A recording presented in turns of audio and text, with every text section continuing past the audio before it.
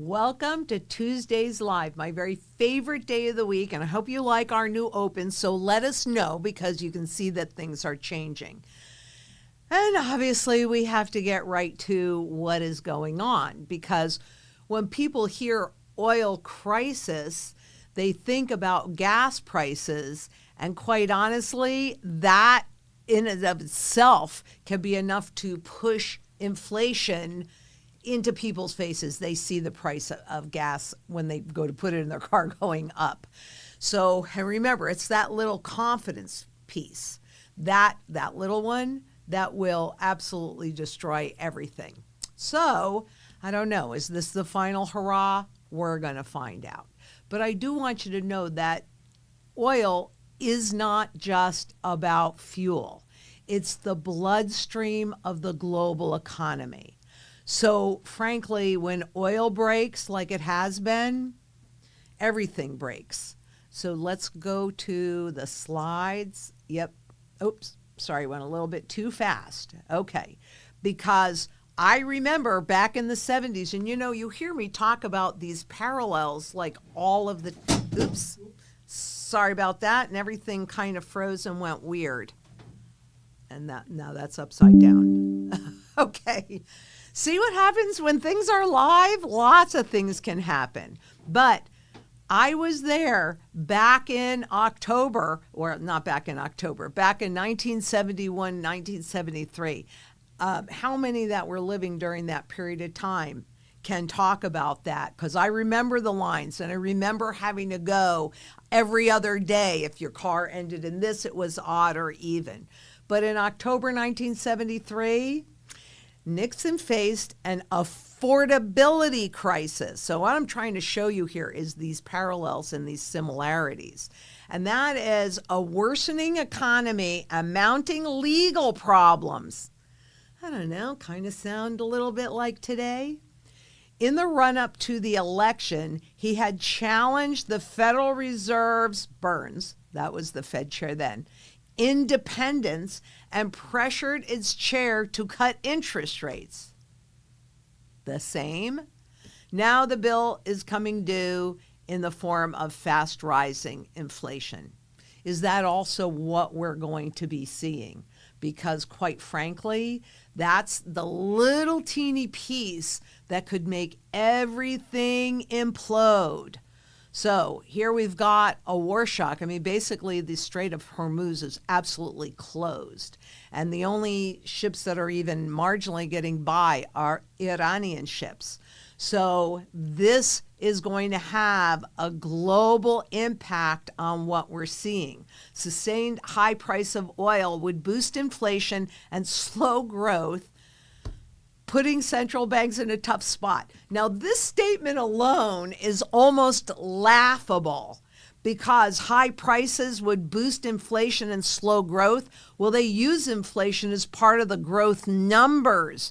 But yes, what it does is it puts those price rises right in front of everybody's faces. It makes it obvious, and that tests the level of confidence. China tells top refiners to halt diesel and gasoline exports. Of course, because this is spreading all around the world. And history, frankly, it's already showed us how this plays out.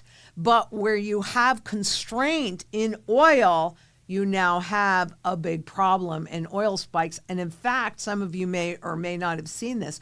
We saw oil spike to $120 a barrel. That's probably about as extreme as after 2020 when it was minus $36 a barrel. These are extreme moves that show you who's really controlling the pricing mechanism. And who is that? It's the traders. So you've got to pay attention because traders are really the ones that dictate everything. U.S. to Asia, oil shipment costs hit a record. So quite honestly, the costs all around oil are also going up. that pushes prices up for everything that much more. And this will bring down the economies of the world. This is the anticipation. We'll see how long all of this lasts. But quite frankly, even if they were to turn it around today, we still have lingering issues that are not through the system yet.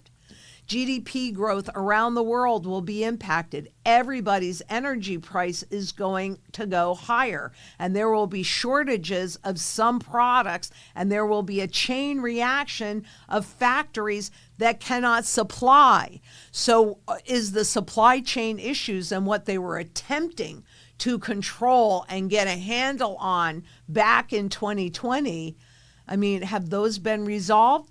Some of them have been, but you can't just flick a switch on globalized systems and then non-global systems back and forth that quickly. So everything that they've done at this point is now in a test. And this could very well be our last hurrah, because Asia's deepening oil crunch triggers fuel hoarding. So we've seen this before. We saw this back in 2020 when a lot of countries simply stopped shipping out rice or whatever was important, whatever they exported. At the same time that you have the drivers of oil prices going up and the constraints and the breakdown in the supply chains. Wherever we are right now, we're at a beginning. We are not even marginally close to anything, because once geopolitics collide with energy, I gotta tell you, these shock waves move really, really quickly. And we've got a whole bunch of different drivers of oil prices, but we also know that oil goes into manufacturing. It goes into everything. So it isn't just at the gas pump where we're going to have to be paying attention. It's every place. So I wanted to show you this chart on WTI. So this is crude, this is refined oil. And it did get up to $120 a barrel, and you have Brent and WTI kind of at the same level, which is unusual. But I wanted to point out a couple of key things. Number one is that gap, because at some point, all gaps get filled.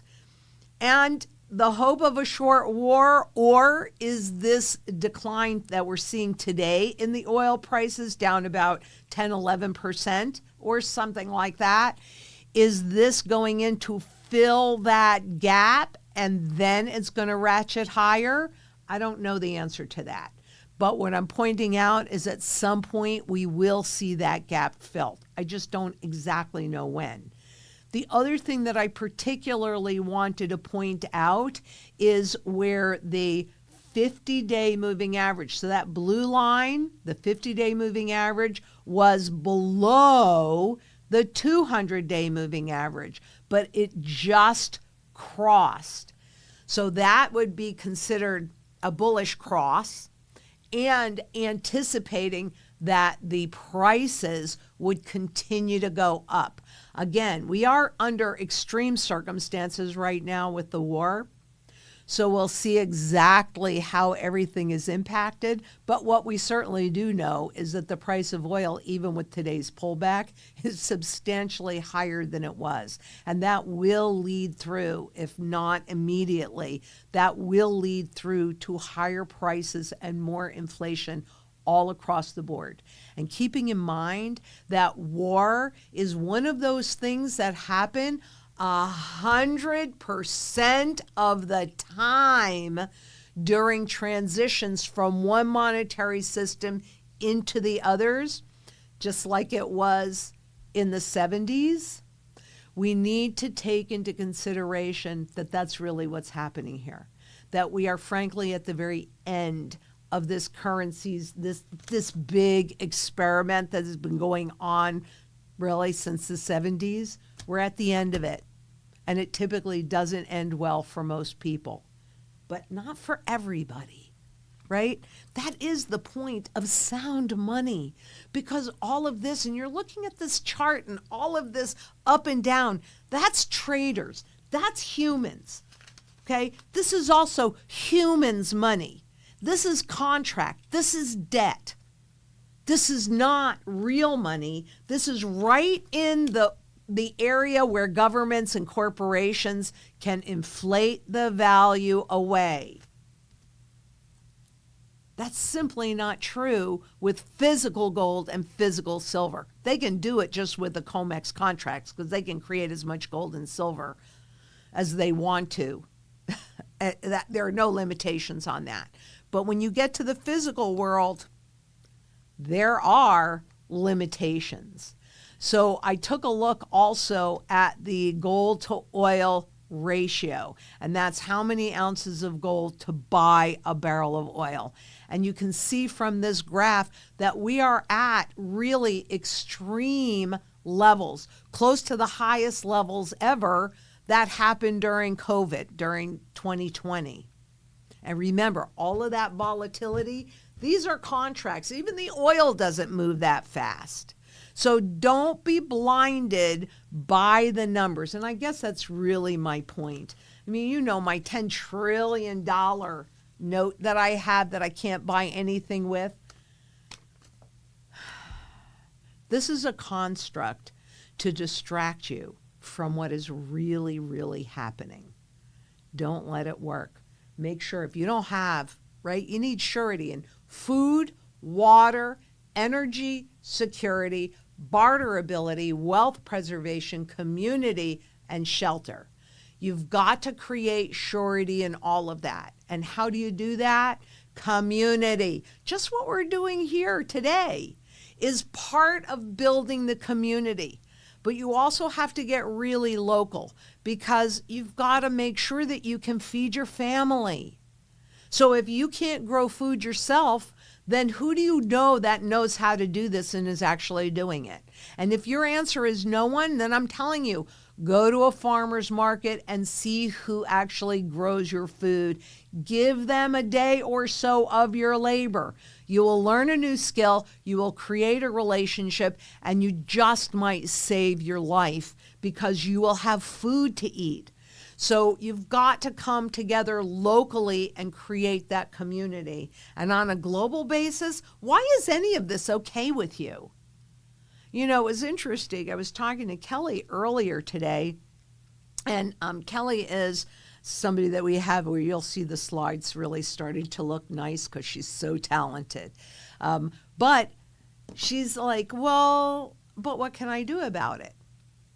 And what I said to her is, when I give you a slide that I want you to make pretty, right? I don't want you to just take my work and make it pretty. Whatever it is that you don't understand about what you're looking at, write it down. Then let's talk about it. So then when you go back to that slide to make it the right way, maybe you can answer some of those questions that I'm kind of distanced from because I've done this my whole life. So a lot of the things that just seem common to me, well, of course, are not normal and they're not common. So that's where all of the questions, and we're ready for questions now, Tom. So that's where all of the questions can come in. There are no such thing as a stupid question. Just ask them. And I don't care how many times they get asked. What I will ask of you is if I explain something and you don't understand it, that's on me. Let me know and give me an opportunity to explain it a little bit better. And I'm really excited to start working with some of the things that Kelly is putting together, especially this one particular slide that's super complicated. It's going to take her a while to figure this one out. But we will always do our best for you. And do we have some questions? Okie dokie. Coming up. Okay. You know, this is what happens when it's live. You never really know quite what you're going to get with it. But we're working on it. And there we go. Okie doke. Glenn Martin from Thailand. Hello, Juliet. She wanted to be in here today. This is part of my security. But Glenn Martin from Thailand asked, I have watched you for many years. Thank you so much. Always on point. Can I confirm that you advise is to sell shares will they ever move to the new money for income generating and dividends? You know, here's the thing. There's a tremendous amount of inflation of all of this stuff that's built into those shares, and that will be burned out.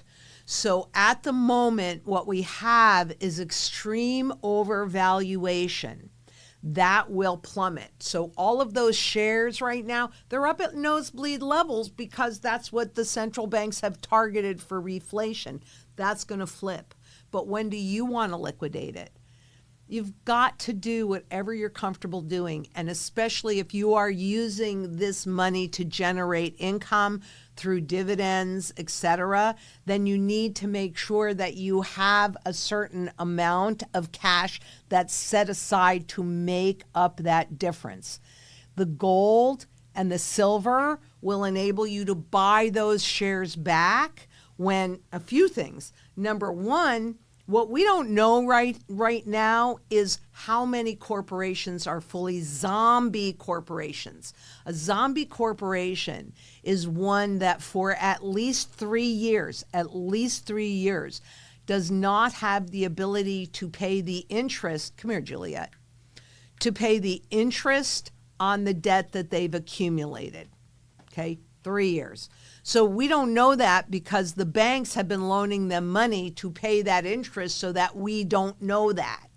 Well, we're about to find out. And that's a big part of the problem is we can't find it out. We need a crisis that will, constrict that liquidity. Then we'll actually know who can survive this mess. So you've got to do what you're comfortable with regardless of what anybody says. And as long as you properly diversify your portfolio, so if you have those stocks and they go to zero, you have the gold to recoup those losses. But personally, I don't own any of that stuff. Granted, though, I still have income because I'm still working. So I'm not counting on that for my income. But, how much are you getting on there? And you're really risking your entire principal. So we do at Zang International with our sound money strategy. That's why it's customizable, right? Because we're going to take a look at what your circumstances are and what you're currently doing. And we're going to allow for that need to replace that income while protecting your principal. And that's what you really need to do, in my opinion. You do whatever you're comfortable with. I can only tell you what I've done for myself. But they're at nosebleed levels.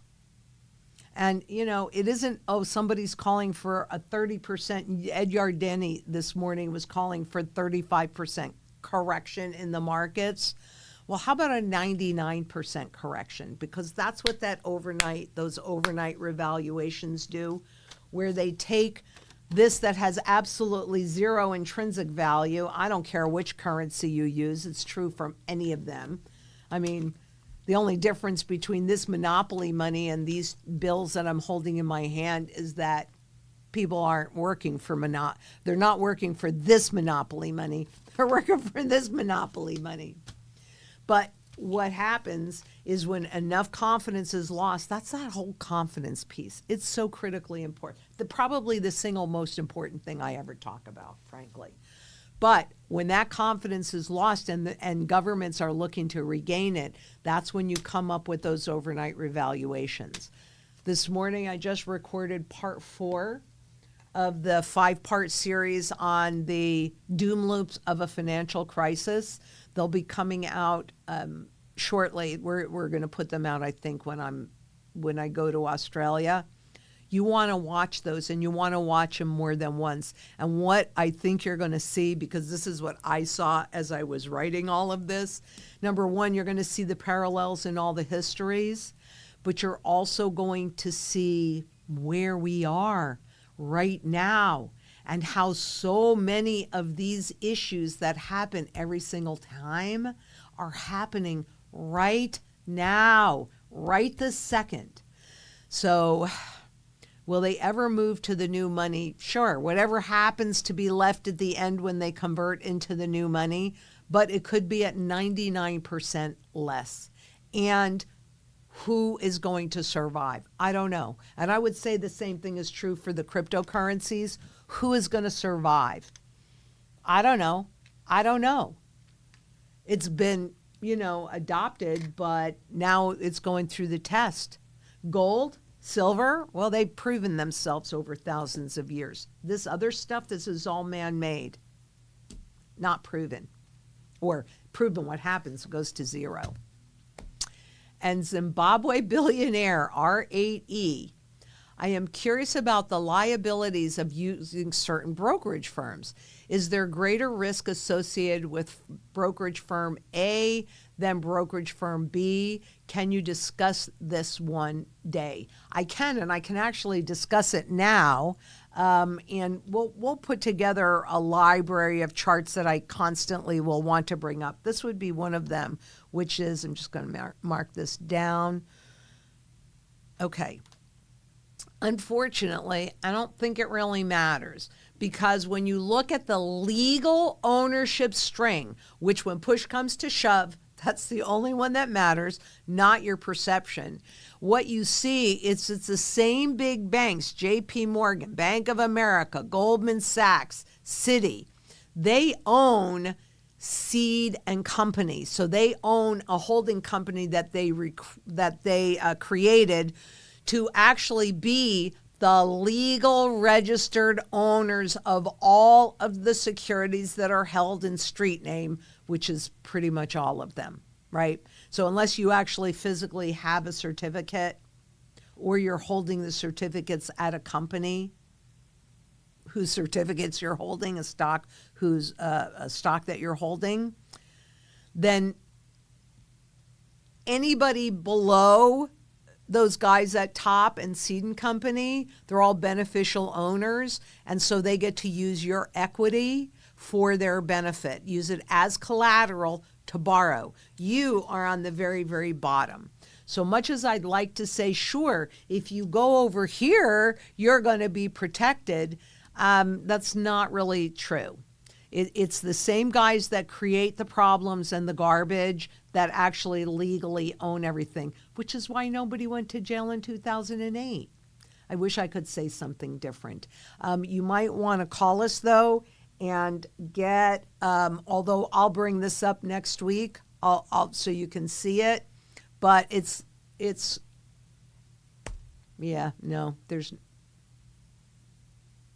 the handful of the same players that own everything. Can I have the next question, please? And Dominic Margarita asks, hi, Lynette, Dominic here. Should I take possession of my gold and silver that I have in depository in Delaware? Should it be in my personal possession, or is it safe in the depository? So I'm making an assumption, so please correct me if I'm wrong. But if you're holding it in the Delaware Depository Trust, then it's probably an IRA. And if you're holding it in an IRA, then our government classifies it as monetary gold. I don't have an IRA. I did at one point. I had a SEP IRA. But once we got to a certain point in the trend cycle, I no longer felt comfortable with it. And so I liquidated it and I converted it into what I hold myself. Again, I go back to, you have to do what you are comfortable with, regardless of what anybody says. But if you don't hold it, you don't own it. And when you're in a depository like that, whether it's segregated or whether it's all in the same place, most of these are just all kind of looped together.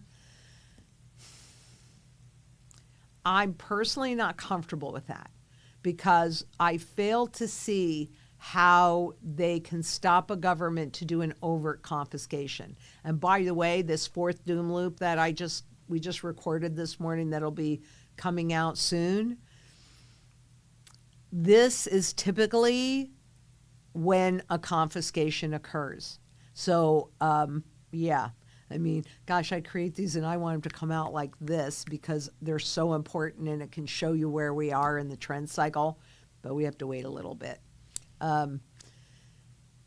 So, I mean, there are ways to recoup the taxes that you will pay if you take a distribution from your IRA. Call us. Just call us and have that conversation specifically and see how it feels and trust your gut, right? That's a big part of it. Don't trust somebody that you don't know, that can't prove to you what's going on, and that really, if they don't understand what's going on, then they can't give you proper guidance. We know what's going on because I've studied currency life cycles since 1987.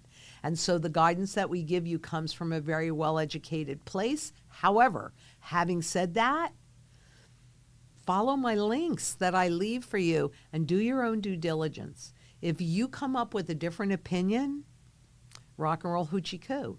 But you know, one of the reasons why I really love doing these deep dives is really because I think I know a lot about this stuff. I've studied it, on some level my entire life, and yet I am constantly seeing things that I never saw before.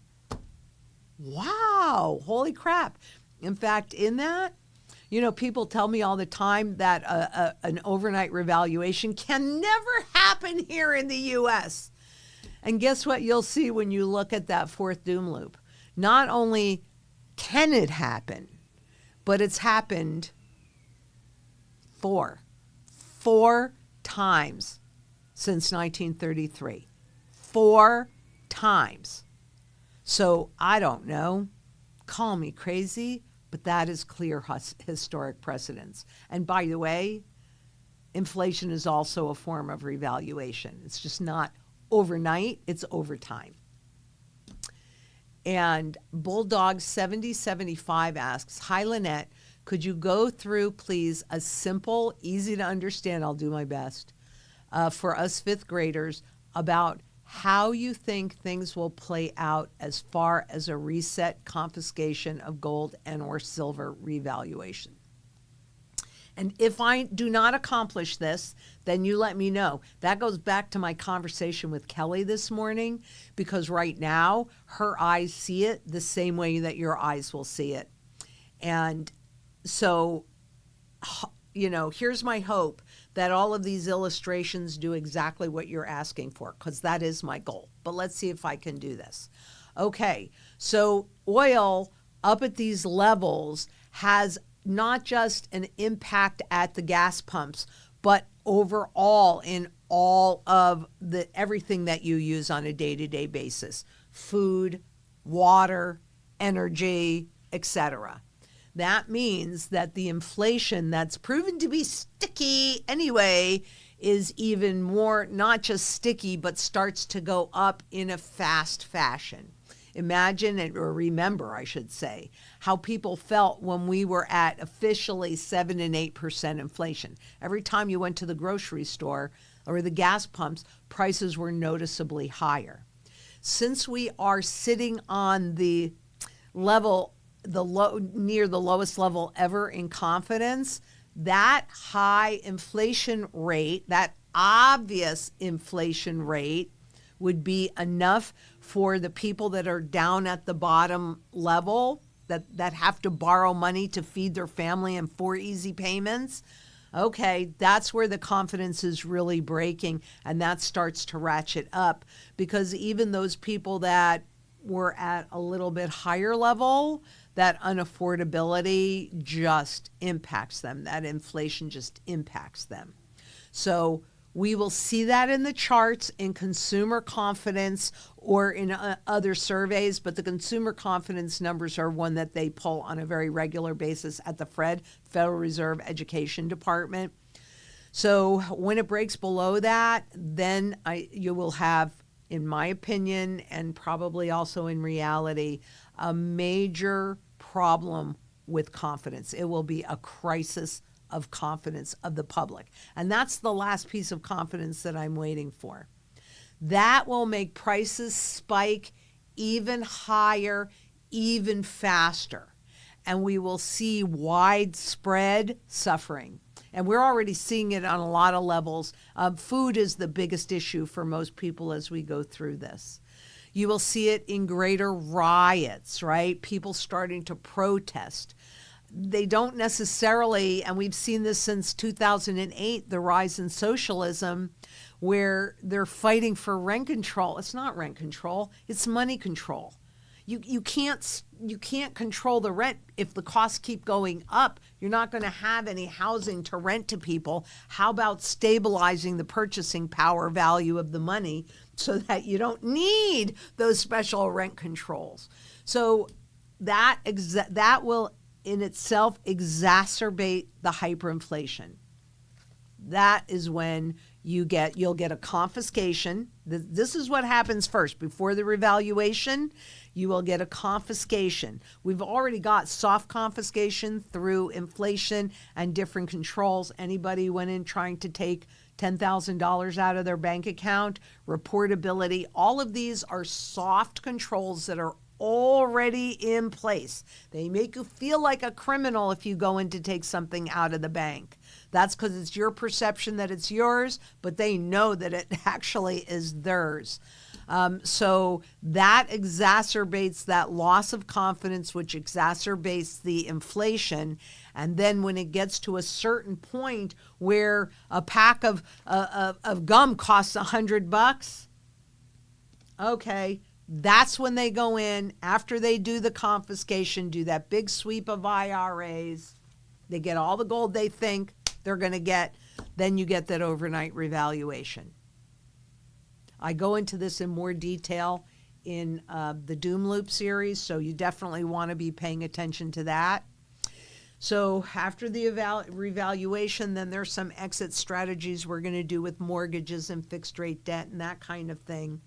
But everything, including the stock market, everything implodes.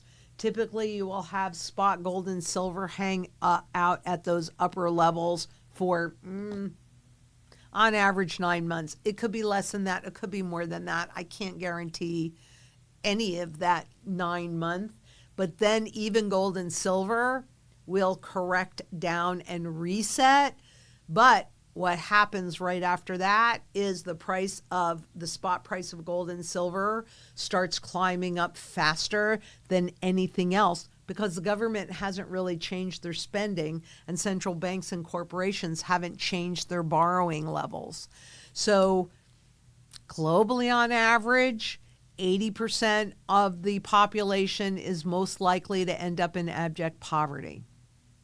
This is why it's critically important for you to set up your local community right now to create surety in those areas. So, but for those of us that have prepared, right? For those of us that have that sound money in our portfolio, we have the least negative change in our standard of living, and the most positive change is become available to us. Because this flip-flops. What's severely overvalued now, boom, will become severely undervalued. We'll see who's going to be wiped out, but now we can start from a clean slate, and you can take some of the gold that you've accumulated and convert those into those income-producing assets that we now know can survive this, but you'll buy them a whole lot cheaper. Kind of goes back to some of the other questions, too. But you know what? You know what maybe I can do is just do like a linear, maybe a timeline of what is likely to happen when.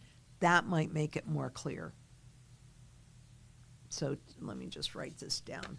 I'm going to do a timeline of occurrences. I got to make this note or I won't remember. Confidence through to confiscation.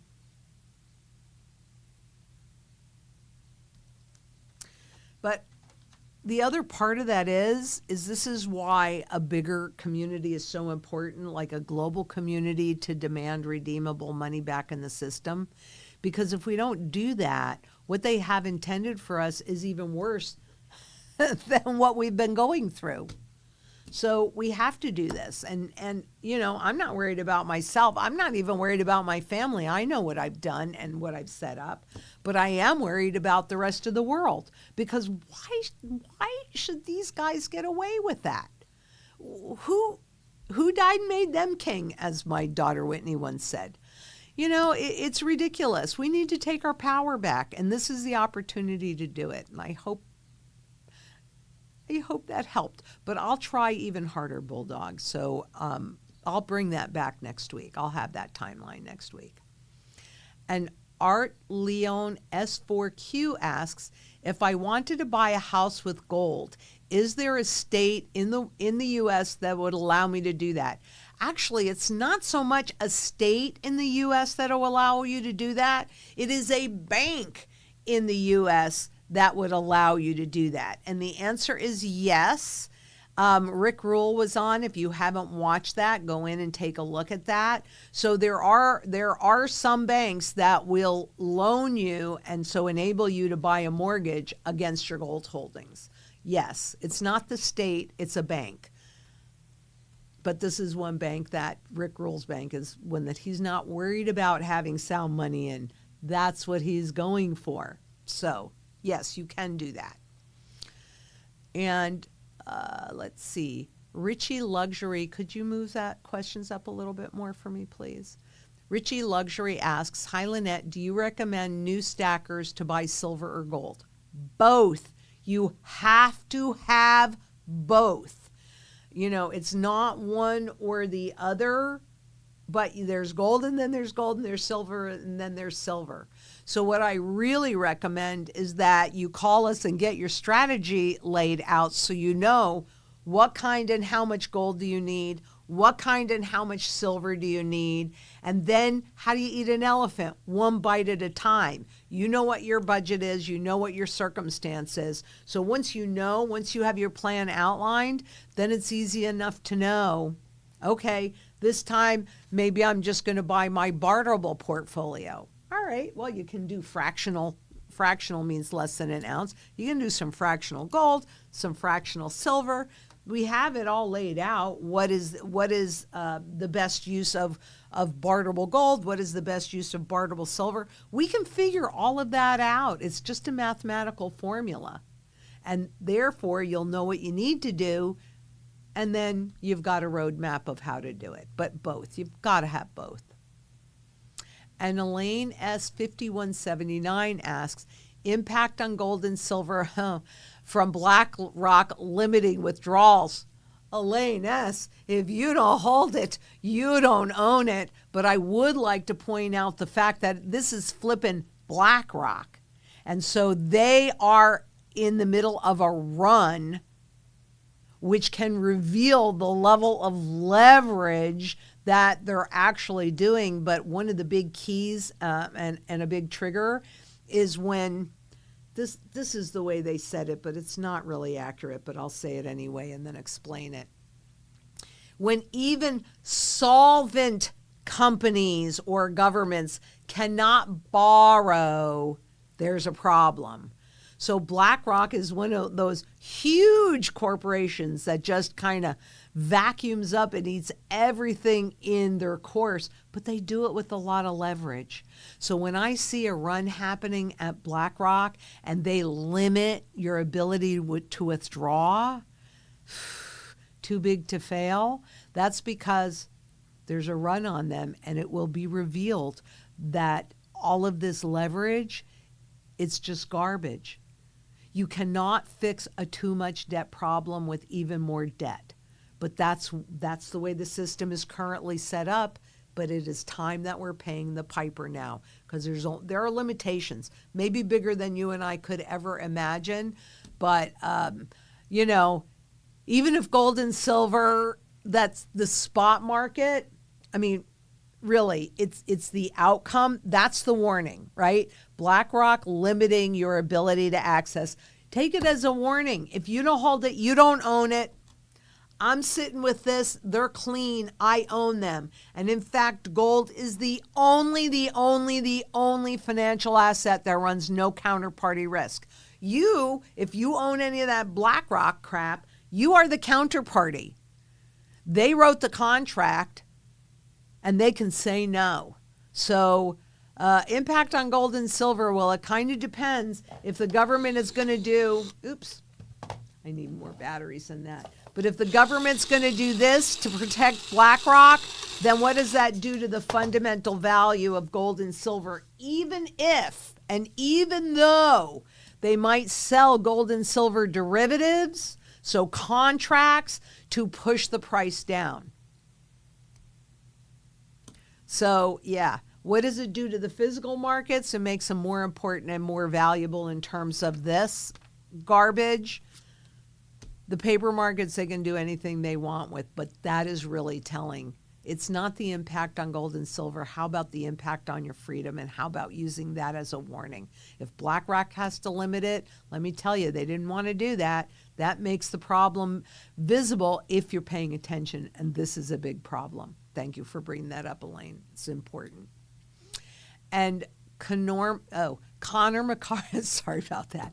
Connor McCarthy, 5960, says, hey, Lynette and team, thank you for all you're doing. Thank you for showing up. It's the reason why we're doing it.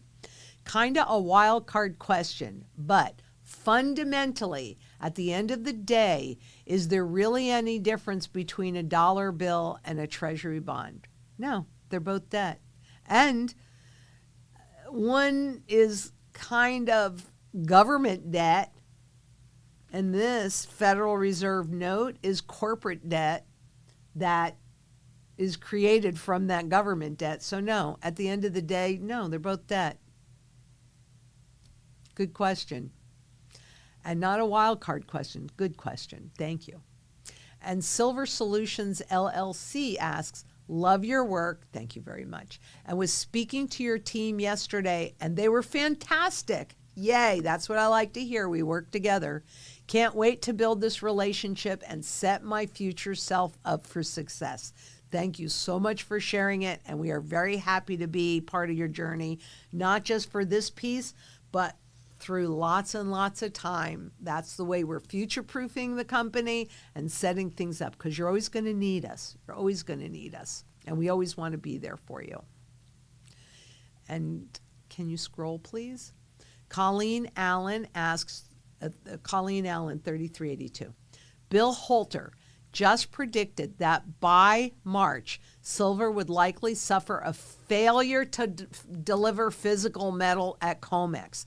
Physical silver demand will not meet supply. Please comment on his statement. I have a lot of respect for Bill Holter. We've done different interviews together, and I think he's very, very bright, and I think he could be spot on with this. We're in March now. So is it next March or is it this March? But yeah, I mean, look, this is a trend that started a year ago, last January. Things can take longer than you can think that they would. However, at some point, that trend becomes clear. So if that's what Bill is referring to, because what do we have right now? I pointed it out earlier. We have traders. They're just looking to buy and sell and make money that are dictating the prices of everything, not just gold and silver, but food and water and energy. Take everything. It doesn't matter. Everything has been turned into a financial product so that the banks can trade it and make money at it. So, yeah, I think it's about time. This is ongoing shift from the paper markets dictating price discovery to the physical markets dictating price discovery. If Bill is right, are you sure that was March? Because we're already like in middle March. So whether it's March or April or June or next March, it doesn't actually really matter. At some point, that's spot on. There will be a failure to deliver, and it will become apparent to everybody. Now you have a crisis, right? It could very well be that all of those contracts start to evaporate, but the premiums on the physical markets explode. So we'll see what happens, but I wouldn't say that he's wrong, because this is a trend that started over a year ago. I just am not sure it's this month. But timing. You know, I got to tell you, I hate to put dates and times on things, and I never do unless those that are in power put dates on things. Then I can tell you what that date is, because I can tell you, and Bill too, he can tell you what's next most likely to happen, but can I guarantee that it's going to happen when I think it's going to happen? No. That's why I never put dates on things. So we'll see. But yeah, I like Bill Holter. I do. I have respect for him for sure. And Ernest DeBella asks, Lynette, can I get a rock and roll hoochie coo? Yeah, and you know what else I should share with you guys? My crystal ball. So, yes, Ernest DeBella, rock and roll hoochie coo. If that's what you want to do, that's what you should absolutely do. But look at my new crystal ball. So ask me a question. I'll see what my crystal ball has to say about it. And you want an update on when you're coming to Texas for a live event. Maybe when they start releasing Texas AU-AG coins and redbacks. Maybe so. Who's doing an event in Texas? Maybe we'll just have, because we talked to Natalie and she goes out and looks for these things. Do you know of any events in Texas that I mean, there's got to be. There's got to be. So I will take a look. I don't have any kind of updates on that at the moment. Events in Texas. But let me see what I can do. And by the way, you're not that far from me. Would you be willing to come to Phoenix? You know, I mean, we might actually be in our new offices. I don't know. I don't even like to say, because every time I've said I've been absolutely wrong. But we are really close. So it is conceivable that we will be in there in a few certainly by the time I get back from Australia and New Zealand, we'll be in there. So that could very well be. And Tom is saving that for me. So even though I have my note here, we'll make it happen. And Apollonius, AURAA. Did you want to say something? My girl. This is my girl. I love her. The average American has absolutely no appreciation for the gravity, profundity of the current situation. I'd agree with you 1,000,000%. And, you know, you have to understand what an advantage, right? What an advantage those of us that have been raised in the U.S. have, because as the world reserve currency, you know, up until 2000, we were the only currency that could repay the debt with dollars that we create from nothing. And so we've gotten used to that American exceptionalism and our ability to create all sorts of new markets using debt. So it's not a surprise, Apollonius, and I am really working hard on understanding it and helping Americans understand it at the lowest, not lowest level, at the youngest level, because that's where the education has to start, and it has to go up from there as well. So we've got all sorts of educational programs that we are working on, and hopefully we'll be bringing those out sooner than later to help that, because you're absolutely right. The average American, no, well, why would they have a clue? You think the governments and central banks, and I don't care just in America, anywhere in the world, do they really want you to understand the truth about this garbage that they create and devalue and control you with? No, they don't want you to know it. But I'm glad you're here because you're learning about it and you can talk to other people. And by the way, remember the dime cards. If you're a client, you get the first one free and the rest of them is directly at our cost because you're the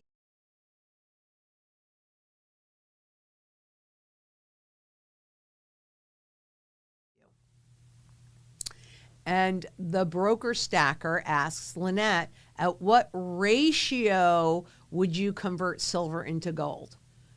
I wouldn't, because everything for me, there is a point. I have a goal and there is functionality in it. So there are different things that I do with gold than I would do with silver. Now, I am not saying that you can't do everything with silver than you can do with gold. Here's my hesitancy. with silver, you just need so much. It's very unwieldy, and I'm executing a strategy, and I want to have that flexibility and the ability to move just like that. And there are definitely things that gold performs better at, whether it's just a raw, it's about an ounce, this is my savings, or it's slabbed and it's a collectible, and this is what I'm going to use to convert into income producing assets. So what I recommend to everybody is that you know what you define what you're trying to accomplish. And then we're happy to help you understand what you need and lay that in. There is no gold and silver ratio that would make me change from one to the other because I am not a trader. I am a long-term strategist. And because I've been doing this on some level my entire life, I'm super clear on what it is that I'm trying to accomplish, that I am more likely to accomplish historically with gold than I can with silver. I only pay attention to the ratio because you pay attention to the ratio. But yeah, I wouldn't, because my silver for me is about barterability and certain things I can do with that. And then there's my gold. But you do whatever you're comfortable with. And I support your right to do it. And I wouldn't be upset if you did it. I would be in there fighting for your right to make your own choices.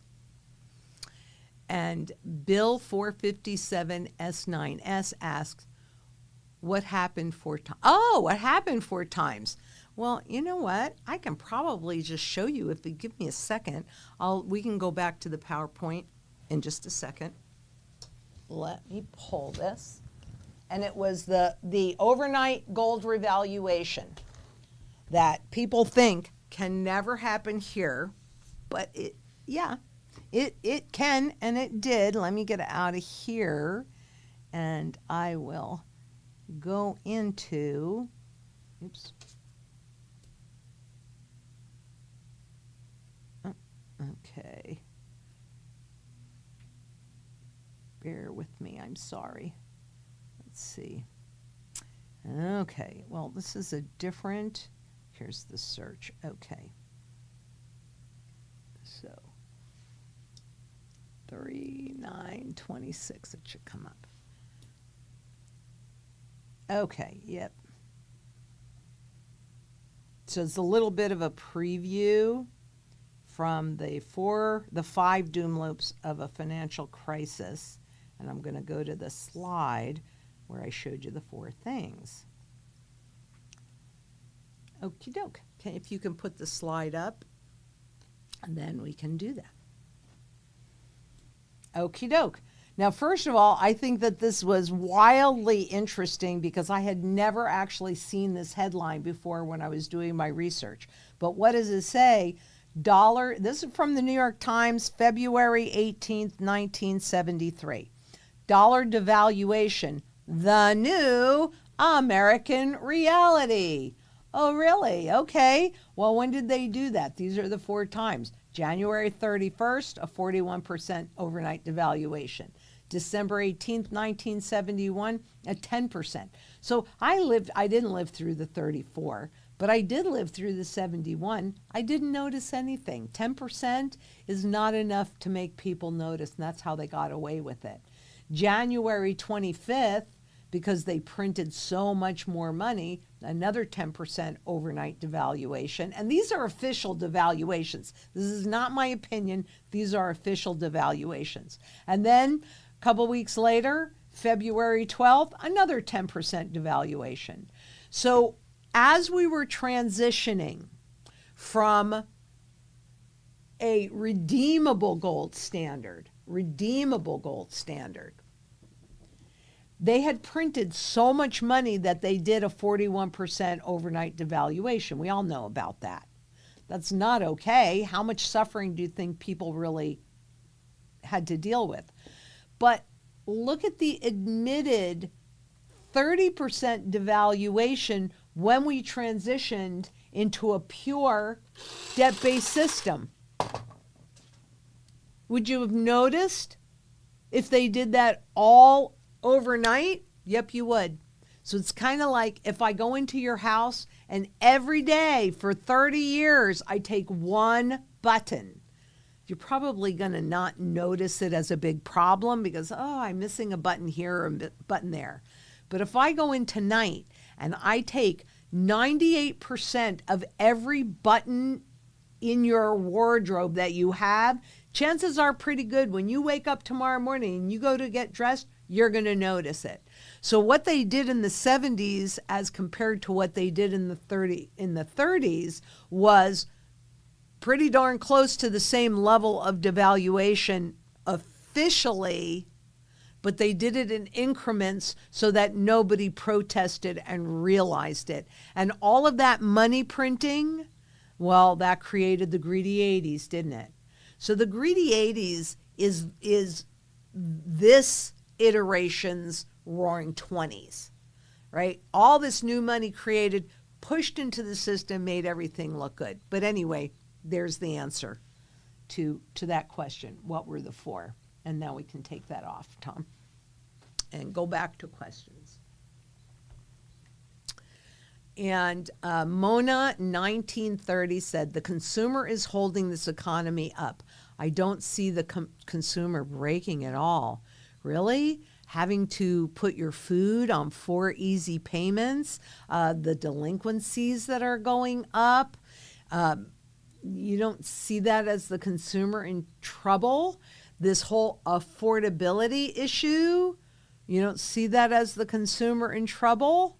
Yeah, the consumer's in trouble. But, you know, maybe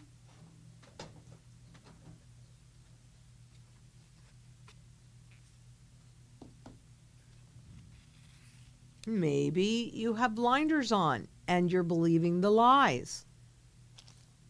And you have hope. But hopium is not a plan. And just because you can't see it, like I can't see anything out of these, doesn't mean that it's not happening. That's what I try and show you with all of this. It's not a random opinion. I am an evidence-based decision maker. You, however, get to do anything that you want. So, you don't see the consumer breaking at all? Whew. Okay, Mona. We might be looking at different things, but I do see the consumer breaking. I see the consumer in trouble a lot, actually. And Bill 457 S9S, I really don't think they will take the gold. We're going to find out. But why not do something? What if I'm right and what if I'm wrong? Because I can't guarantee it, but there's a whole bunch of evidence on how this happens. So I'm going to encourage you quite strongly, Bill, and everybody else, to, when you're watching the 4 doom loops, you know I give you the links to everything. Do your own due diligence. After you've done that, then we can have another conversation. But for me personally, let's take a look. Number 1, the question is, how's the consumer doing? Will the consumer continue to be able to consume to keep all of this debt propped up? Nope. Okay, that's the first question. And let's see. Is it possible that the government would confiscate outright monetary gold and do a revaluation? I'll even use 2 sources for this. My magic 8 ball. Now, how powerful is that? A magic 8 ball and a crystal ball. Come on. It is decidedly so. So magic 8 ball said, yep, confiscation and revaluation, and so does the crystal ball. And from Facebook, Edward R. Person asks, keep stacking variables of both gold and silver. What is your recommended amount to have in value? Any percentage of each? No, the way that we do it is we have this discussion so that we can get really crystal clear on what your current cost of your current standard of living is. And then we have it all broken out Okay, so then this is how much barterable, this is how much cash, this is how much silver and gold that you need to sustain your current standard of living for 1 year. Then how far out do you want to go? Personally, I've laid in my barterable position for 10 years because I think it's going to take a long time to work all the way through the system. So I want to make sure that I'm protected. And so that's how I determine what and how much silver do I need, what and how much gold do I need, what kind do I need in either case. That's the way I personally do it. I establish what I'm trying to accomplish, and then it's the right tool for the job and the right amount for that job. But it's not a blanket one. Yours is going to be a little different than mine is because we have different goals and we have different circumstances. But that's why it's customized. And Mona 1930 asks, but wouldn't they just print money and take rates to zero just like they did during COVID?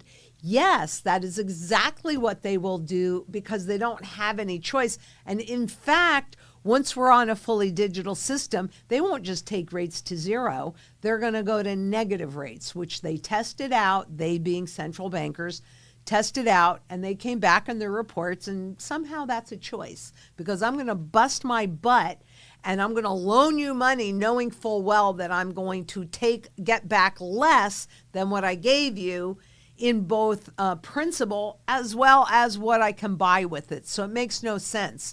So yes, they will print money, but every time they do that, Mona, the value of what's out there is less and less and less, which means that everything costs you more and more and more. And this is all about confidence. As long as the public trusts the dollar and trusts those that are in power, they can keep this game going. But what we've also seen since 2008, the more printing they do, the less impact that they're going for that all of that new money has. What it does is it pushes up fiat money asset prices, stocks, cryptos, etc. It really inspires speculation. But nothing goes straight up, nothing goes straight down. And because this is a con game, it requires confidence. So yeah, they're exactly going to do that. But what we've seen is it has less and less and less impact over time. And now we're at a level, and with the inflation that we're going to find out, but I'm very certain that what's happening right now in the Middle East is going to make the inflation everywhere in the world a whole lot more noticeable. That will kill the itty-bitty bit of confidence that the public still has. And that's the last one that I'm waiting for.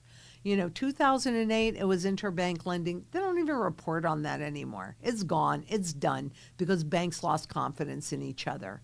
In 2015, it was central bank to central bank confidence with the Swiss surprise. And then in 2022, it was market to central bank confidence when the Fed kept promising to only do 50 basis points and using forward guidance, and then ended up doing 75, which is really quite a big deal in terms of the markets. But the point of it is that confidence erosion piece. I was shocked that they chose to give that up, that level of confidence up, but they did. Well, that doesn't, and they broke a 40-year trend cycle. So that's done. It's not something that we're waiting for. It's something that's done.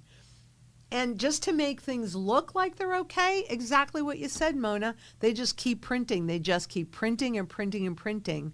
And why do we have this huge difference between the K-shaped economy? Exactly that. So yeah, they can't do it forever. Longer than anybody would think, but not forever. And that's why watching that confidence piece is so important. Because when that breaks, it's game over. That's when the clock, for me, that's when the clock starts ticking. And I'll tell you about it. We'll talk about it.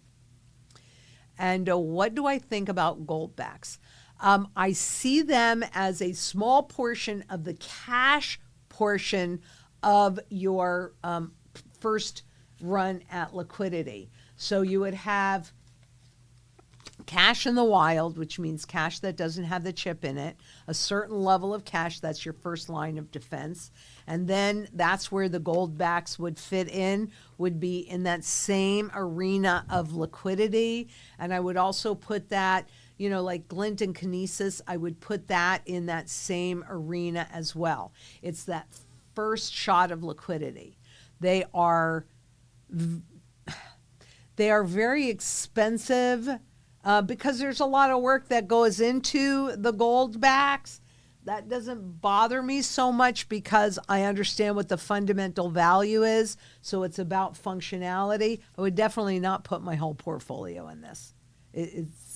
But for a percentage and for part of the cash portion of that, that's where I see them fitting. And Future Motive says, I was told that BlackRock traders are selling their shares. Well, the rats always exit the ship. Problem is the public that's not privy to any of this doesn't know. They're not paying attention and they're left holding the bag every single time. Yeah. And Steve Gertie from X says, you've always warned a gold confiscation. It feels unavoidable. It feels unavoidable to me too. Any thoughts on what we need to do to disobey the order? Buy the kind of gold that the guys that write the laws or can influence those that write the laws do for themselves, right? I mean, you see me wear jewelry all the time. You see me with these collectible coins because typically, although jewelry has been in certain confiscations in the past, not here in the U.S., but in other places, and you just go for the alternatives and not the monetary gold. Not the monetary gold. You go for the collectible gold because then you're sitting in gold, but it is less likely to be confiscated. I mean, there's all sorts of rules around that. So the answer is yes, you will see all of this in the doom loops as well, and also on the work that I'm doing on the Noomies. And I know I talk about them and they take a minute before you actually get to see them, but that's because I'm constantly working on your behalf. Disobey the orders. Just it's like if I could have the federal government's medical plan, I would totally do that. And I wouldn't care about the premium because that plan is way better than the one that I can buy here. So that's what I'm saying. You do for yourself what the smartest guys in the room and those that could have the ability to influence what goes on are doing for themselves. And this is what they're doing for themselves. And Debbie945 asks, where are they going to get the silver when the military has to rearm, which is now? If there is not enough to go around, who misses out? Solar panels, medical devices, EVs, data centers, and AI? Great question. That's why you hold it.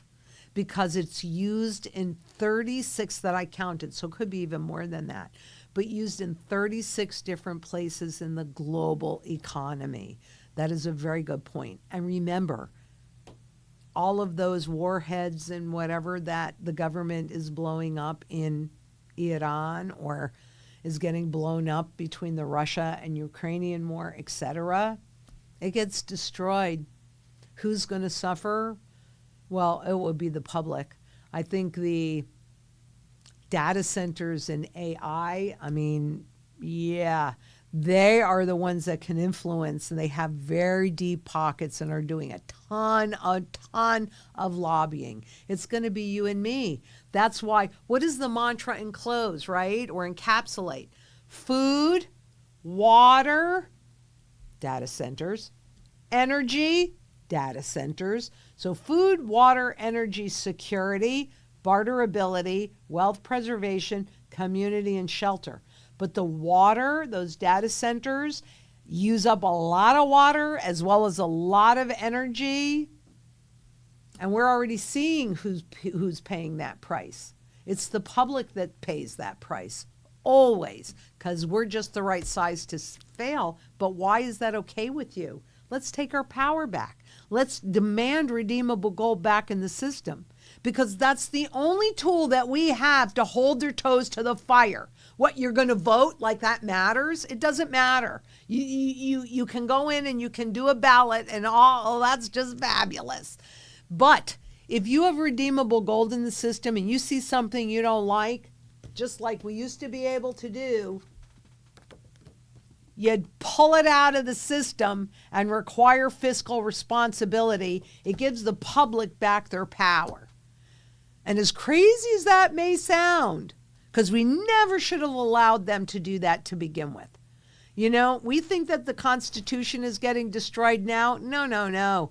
That happened back in 1913. This is constitutional money. This is what we were warned against. We need to have constitutional money back again. Needs to be the individual as the head. And Debbie 945 asks, oh, we did that. Yeah. Bob Banchand and from Facebook, or Batchand. If I'm butchering your name, please forgive me. Please go into a little detail on how the government will confiscate precious metals, gold and silver, or just gold. Well, you know, I have gone back and forth and looked at the silver confiscation a lot. And even in 1965, when they took the silver out of the coinage, they didn't really attempt to pull it completely out of the system. So governments can do anything. I'm not going to say that they can't. They can do anything they want. But gold is the primary currency metal, and it does not get used up. It's indestructible. That's one of the reasons why it can be the primary currency metal, because it's a tool of measure. If silver is evaporating, it's a much more challenging tool of measure, but gold is. So how would they confiscate the precious metals? I mean, actually, I can go into that a little bit more. Hold on. Let's see, since that's what I just did. Well, let me, sorry about this, guys. Come on. Okay, let's see. Where can I do that?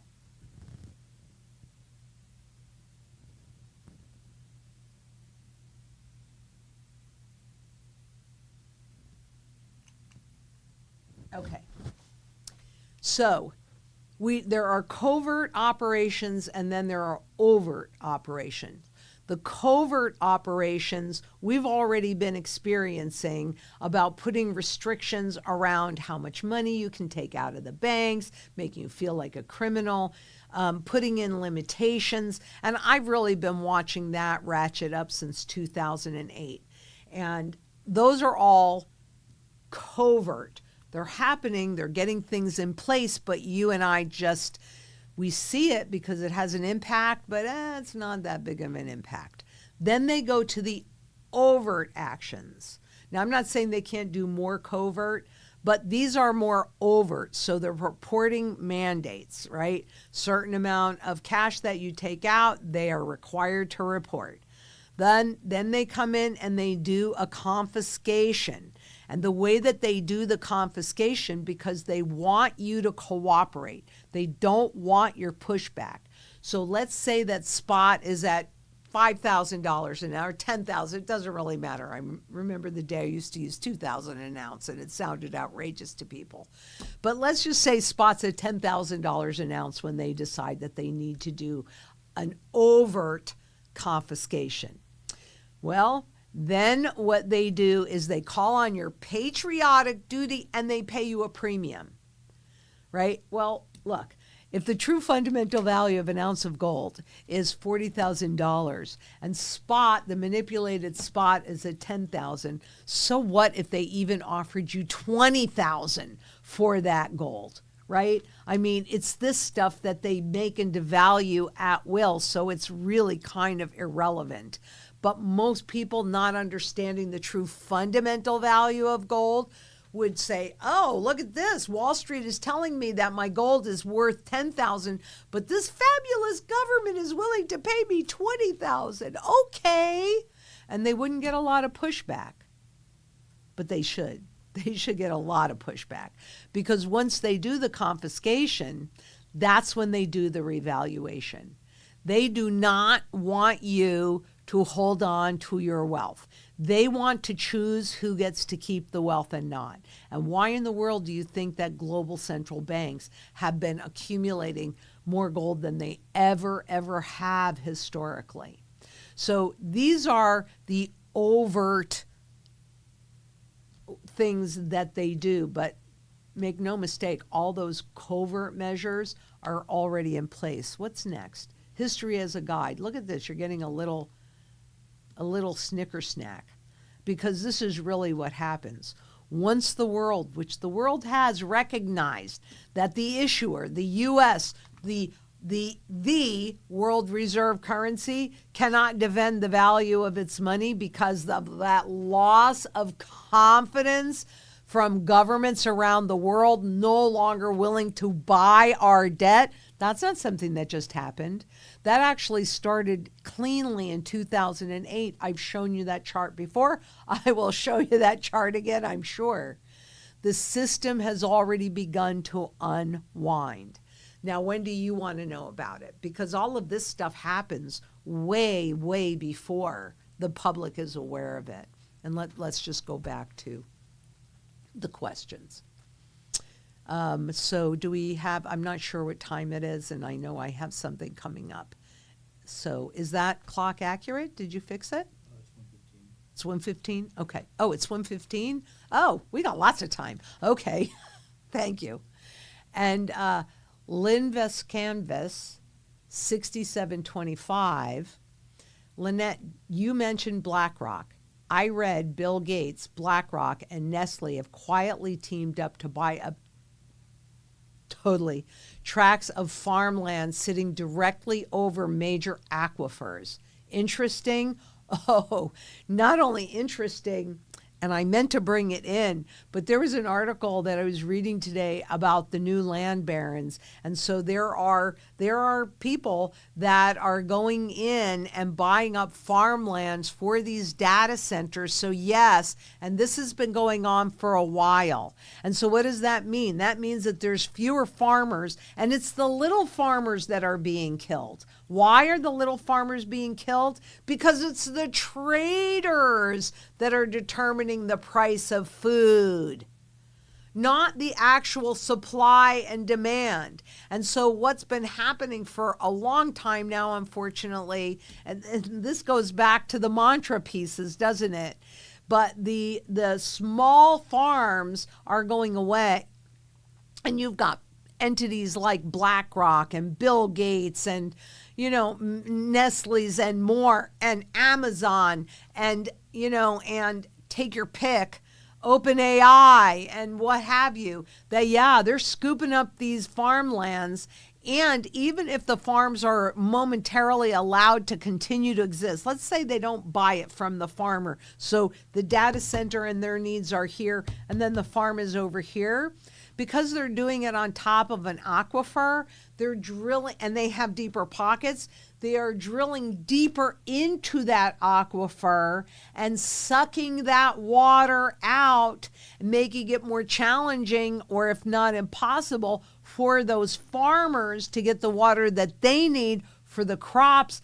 And it's causing an implosion of the land around these aquifers when they get to a certain level where they've sucked all that water out.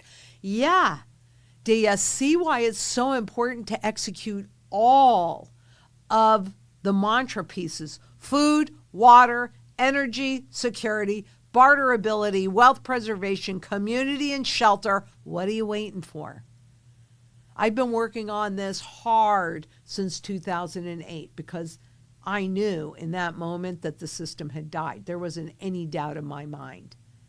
And look, I'm more ready than almost anybody else that I know, but I am not completely ready.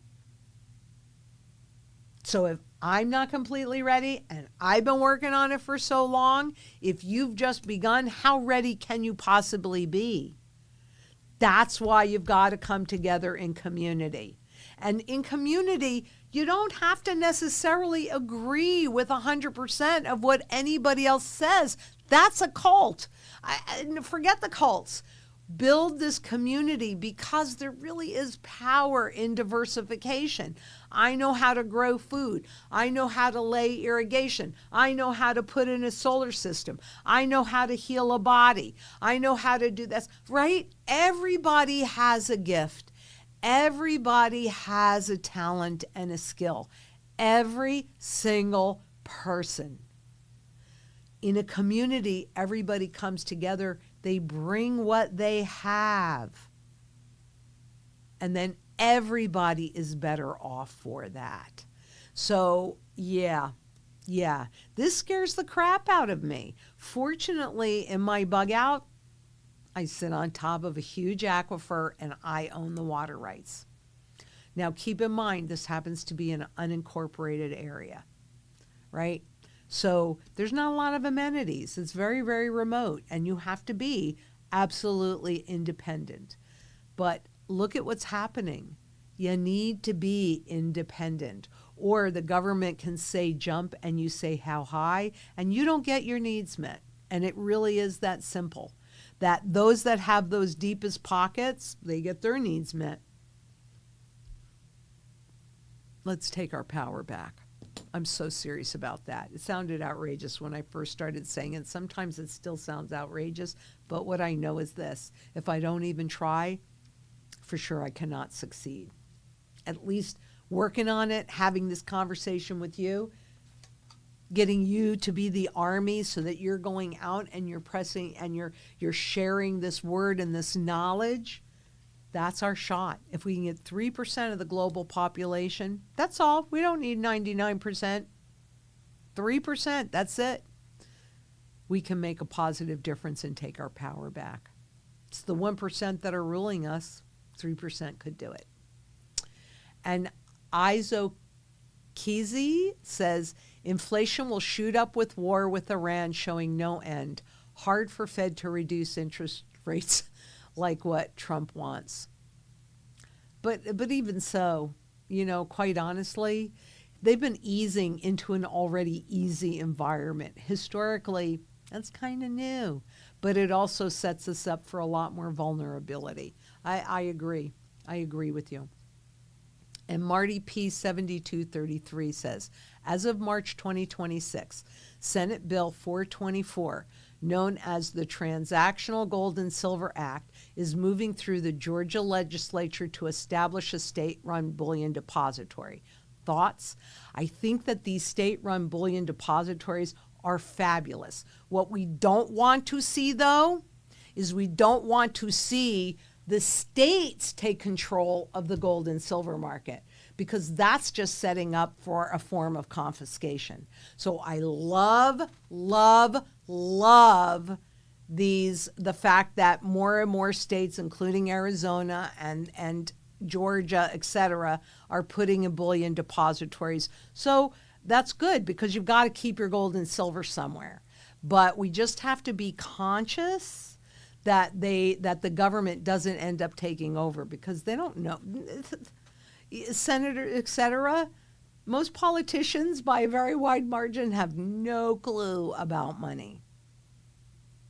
They were raised the same way you and I were raised. So to think of this as money, but this is fiat money that's easily inflated away. So love the depositories as long as they don't overstep their bounds. And understanding truth 10, what would 1 ounce of gold buy during the Great Depression? Please and thank you. I could show you that. Hold on. I've got to kind of get to a position where it's kind of easier for me to pull this stuff up. Ooh. But I don't know that I have it on a PowerPoint, which is the way that I send it to you. Let me do this a little differently, because I could take a picture of it and put it on a PowerPoint. Let's see. Here we go. And this isn't going to be, actually, in one of the work that I was doing, this was kind of interesting, but that's not what I'm looking for. Ta-ta-da-ta-da. I'm sorry for taking this long.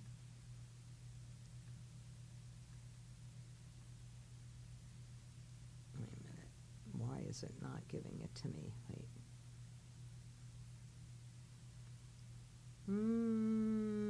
Oh, no.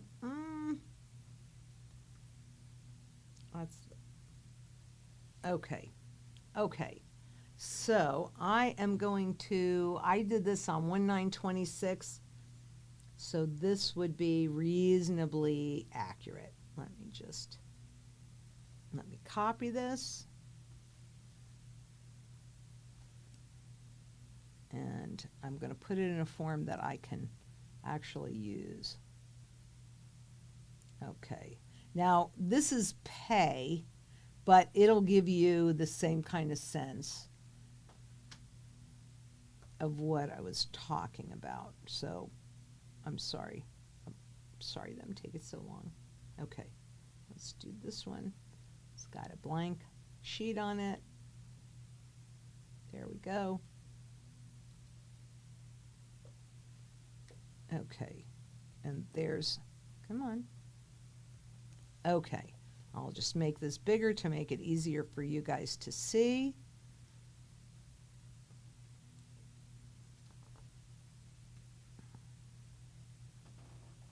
Okay, can you pull that up, please? Okay, so this is reasonably soon. So there's your average income. And, you know, you're going back to the Depression, but let's go back to the beginning of this, because the average wage that a family of 4 could live on, one wage earner, $800. Spot gold at that time was $20.67, as you can see. And so if you break down the income to the amount of gold, 38.7 ounces of gold was what that's how they were paid. And obviously silver was $1, so that was 800 ounces of silver. Going to 1971, between 1930 and 1971, you saw a increase increase in, of course, the individuals didn't have that gold, but in terms of productivity and participating in the growth in the world, well, one wage earner, $10,500, family of 4 living on that one wage earner. Of course, they knew that that was going to change. That was part of the plan, taking us completely off the gold standard. But there was some growth in there, so people felt more comfortable. 248 ounces of gold. We are, as of the 9th, probably look close enough to this, frankly. Actually, it would look different because spot's over 5,000 an ounce. But on the day that I took this snapshot, it was a little bit more than 4,500 an ounce on the spot market. So that translates into, with the average wage, only 13.8 ounces of gold.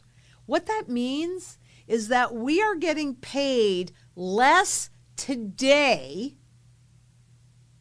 than we were in 1913. I'll let that sink in for a minute. The current wage today is less than it was when we were still on the original gold standard back in 1913. If we were paid in ounces of gold in 1971 when they took us off the standard, well, it'd be over $1 million. Family of 4 can still live with $1 million at the moment with one wage earner that's making more than $1 million. But you've seen my $10 trillion Zimbabwe note. Those are just numbers and zeros. Even though this is not exactly what you were asking for, does this kind of get us pretty close? And I can look and see. It just take me another minute to find this. Maybe it's up here. This goes back further because I maintain all of this, but you know what? This is kind of an interesting little thing. So since we've got that there, might as well just, come on. That's not what I wanted. Okay.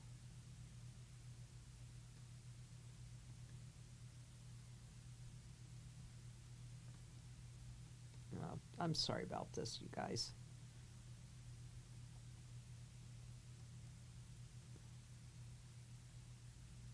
So part of what, here, you don't have to do anything, Tom. There we go. Let's go to the next one. So a lot of the times when I'm doing my different research on these things, then I'll pull old articles. And I thought this was really interesting on a car because I was doing some studies on it. I have to look. $13,000 10 years ago. It took the average family 6 months pay to buy a Ford LTD 2-door. This year, when was this? Oh, I don't have a date on this one. Oh, never mind. Anyway, I thought that was, when I come across all of these different ads and things, I just think it's really kind of interesting. Let me see something. I wonder if I have this on here. No, let's see. This is one of my, no. Neil Kashkari. He looks evil to me. I could be wrong. I don't think so. But this is one of my favorite charts. I know that's not, I kind of have gone in a little direction, but since we're here, what you're looking at is the TYVIX, which again, they do not report anymore. This is the Treasury, the 10-year Treasury Index, as the foundation of the global economy.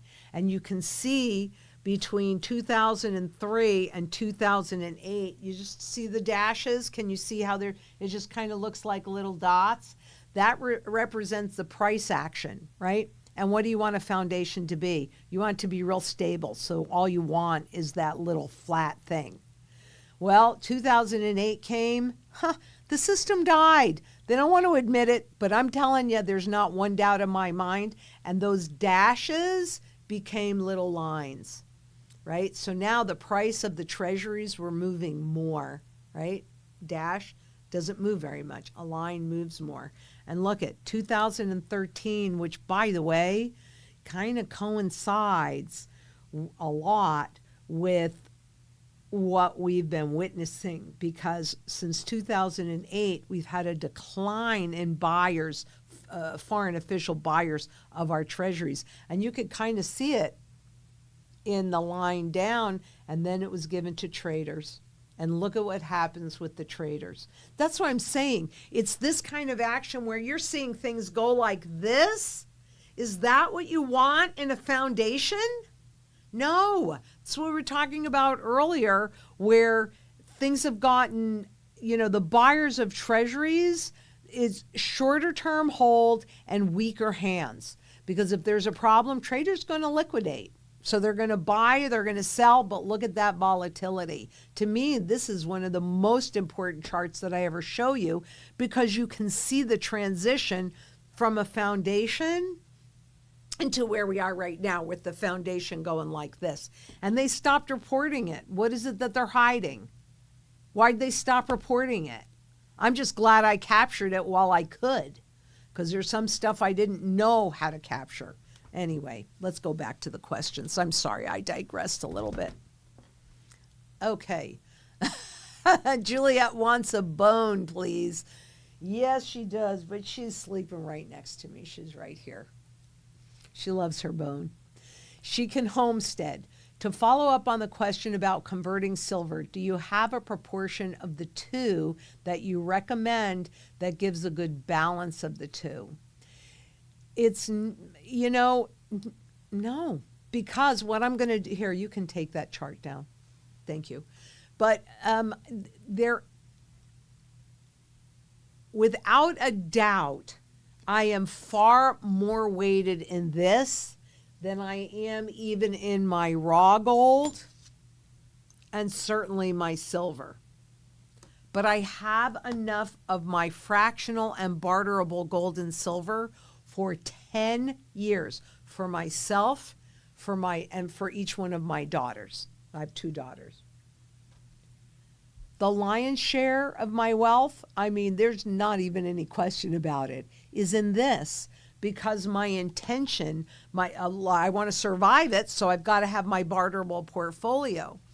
But my intention is to build a legacy and leave a legacy that my children and grandchildren, hopefully great grandchildren, cannot outlive. So therefore, this is the kind of gold that I want to convert into those income producing assets. But it's not a percentage of the silver to the gold. It's just not the way that I look at it, because quite honestly, I've been studying this stuff since 1987. What happens to gold and silver during hyperinflation? What happens to real estate? What happens to stocks? What happens to bonds? What happens to all of these assets or instruments as a currency goes through its birth, its life, and its death? And there isn't even one little doubt in my mind where we are in this trend cycle. All of the signals are pointing in the same direction. And so I am definitely more weighted in gold than I am in silver, because gold is the primary currency metal. Silver is the secondary currency metal. Everything, and anything that is physical or a talent that you have is barterable. But silver is universally barterable. So is gold. Universally, that means that I can take this anywhere in the world and convert it into the local currency easily. I can do this anywhere in the world. But again, if I'm going to buy a building, how much silver am I going to need to buy that building? A lot.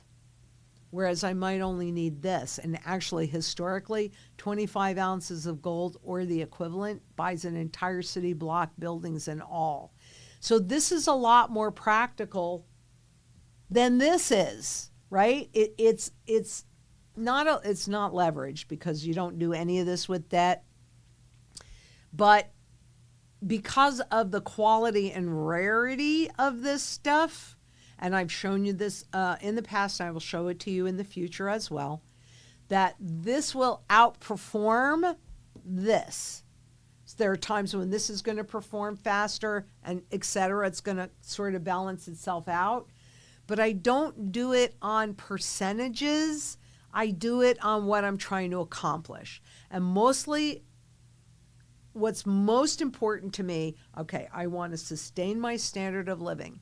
I really don't have any fiat money wealth other than cash that I have put back. So I want to protect any fiat money wealth that I have managed to accumulate.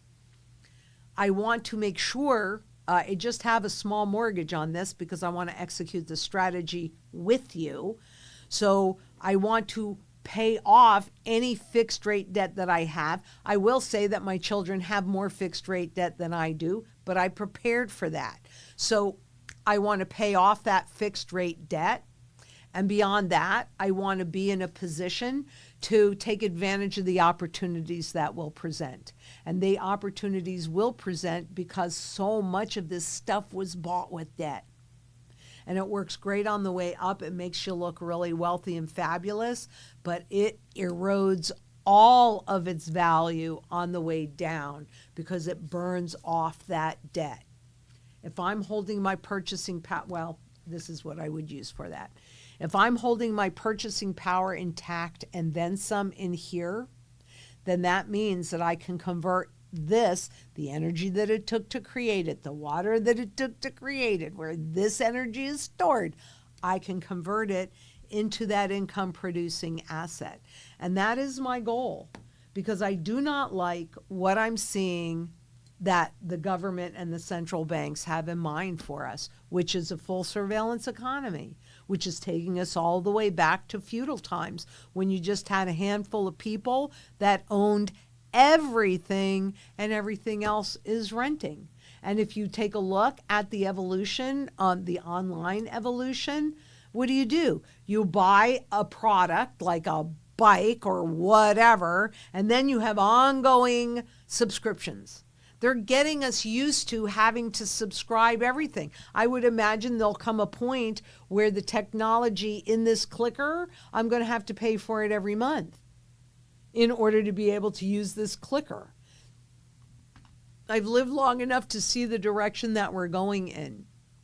So I really wish that I could say, well, you need 30% silver and 70% gold, but it's going to vary based upon what your circumstances are and what it is that you're trying to accomplish. That's why the first thing we talk about it are your goals, because that's what should determine how much gold and what kind, how much silver and what kind. So that's why it's always hard for me to answer those questions, because that's not the way I think about it. I know that you are, so I'm trying to answer them.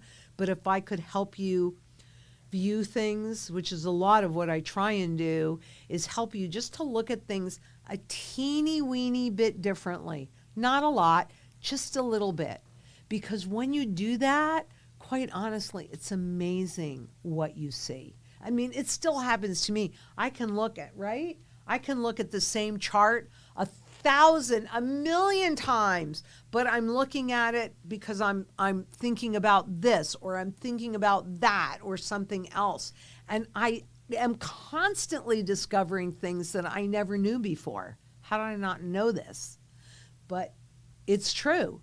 So that's what I'm trying to do with you guys, is just to help you look at things a teeny weeny bit different so that you can see the underlying truth and make educated choices that puts your best interest first.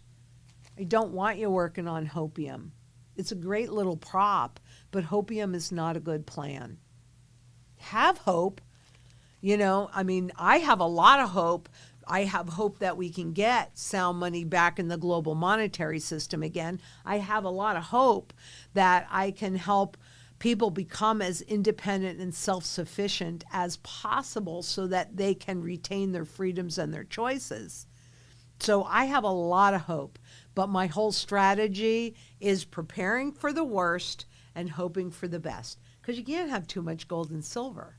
So what if I never have to use my bug out as an official bug out? It's still my weekend bug out. It's still a place that I can go. And frankly, because I'm surrounded by people all the time now, I need a little bit of alone time. So even if I never have to use it for those kind of emergency circumstances, I still get a tremendous amount of value out of it. I still get a tremendous amount of value for my gold and my silver holdings.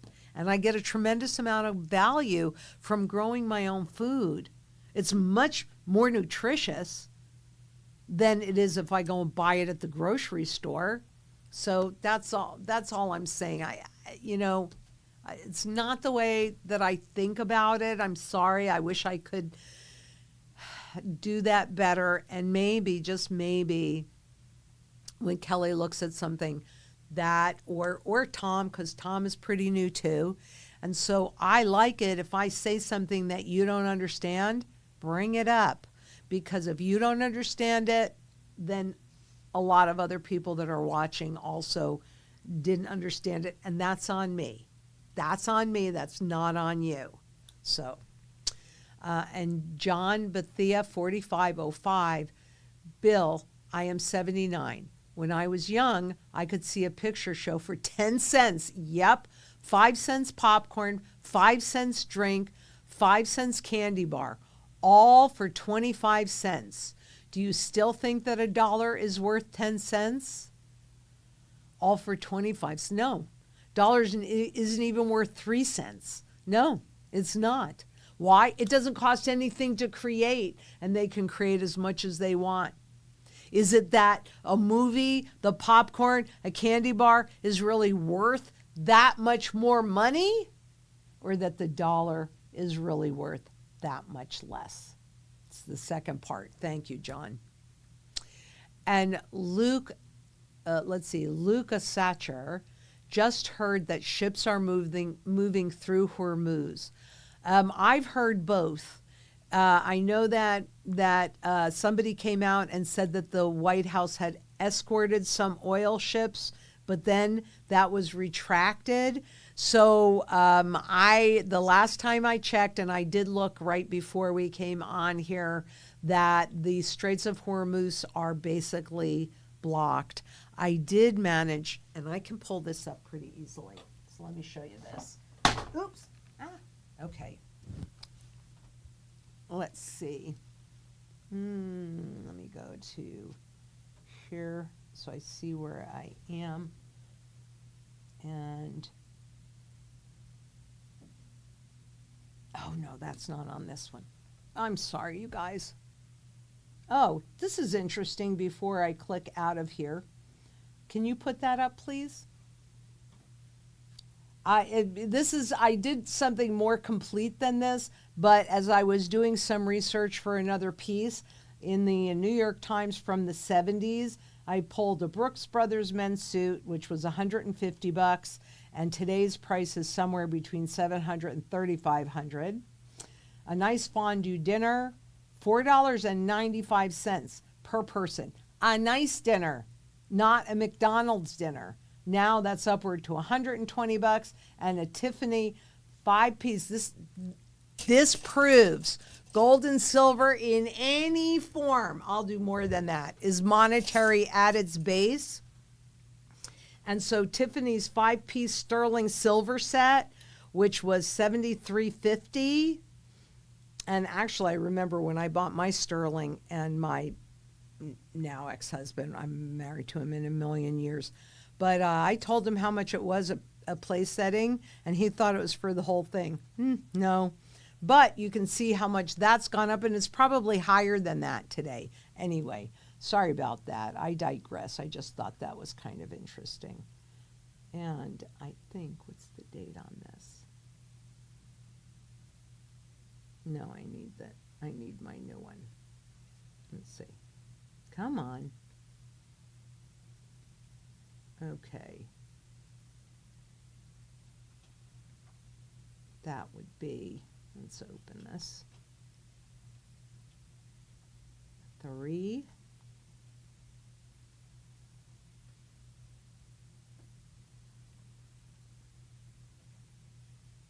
That is not the one I asked for. Oh, here it is. Okay. Okay, so it's still on the other one for some weird reason. So let me shut that down, because that's not the one that I want. This is the one that I want. Okay. Okie dokie. First of all, it doesn't look like that the war is going to end anytime soon. We can see that Ayatollah Khamenei's son has become the new supreme leader. But what I wanted to, where is that? Here it is. Okie dokie. So what you're looking at is a map vessel, and you can see where those, like turquoise in the Green Sea, you can see how they're kind of clustered. So it's very hard, but the bridges are not really moving. They're not moving through the Straits of Hormuz. Iranian vessels are, and I don't know whether or not the U.S. I'm hearing mixed reports. One report, yes, the U.S. is escorting ships, but this is not open yet, and it's not over yet. So it'll be very, very interesting to see. Anything else in there? But can you see that with the straits? That's the part up at the top. Yep. Okie dokie. So we can put that aside if I need to pull it back, and if you just take that down. Thank you. And Margaret Forsyth, DD3BS. What amount of silver does a frugal person need for 10 years? Well, we work with the fundamental value. So, that's not something I can do off the top of my head, but what we would do is we would actually define all of that in terms of dollars. And then using the current fundamental value of silver, that's just a math equation, right? We do have it broken out. So we have, this is what's better to do with silver. This is what's better to do with gold. You can do your whole portfolio in silver. And in fact, if you come into us and that's what you have, depending upon circumstances, it might or might not make any sense to convert it. You might do the whole barterable part of your portfolio with silver. But if we know that the fundamental value of an ounce of silver is, let's make life easy, right? It's higher than this, but I'm just going to make my life easy.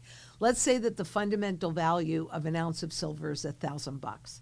And let's say that your cost of living is for, a month is $10,000 or $5,000 or whatever. You would just divide the 5 or the 10 or whatever that number is by the fundamental value. Oh, if it's 1,000, I need 10 ounces of silver. I need 5 ounces of silver, something like that. So that's, that's the way that we do it. We look at what you need, and we use that fundamental value to determine, because remember, this is preparing for a hyperinflationary event and a currency reset event. And so as you're going through that, that's what's going to help us decide, well, this is how much silver you need.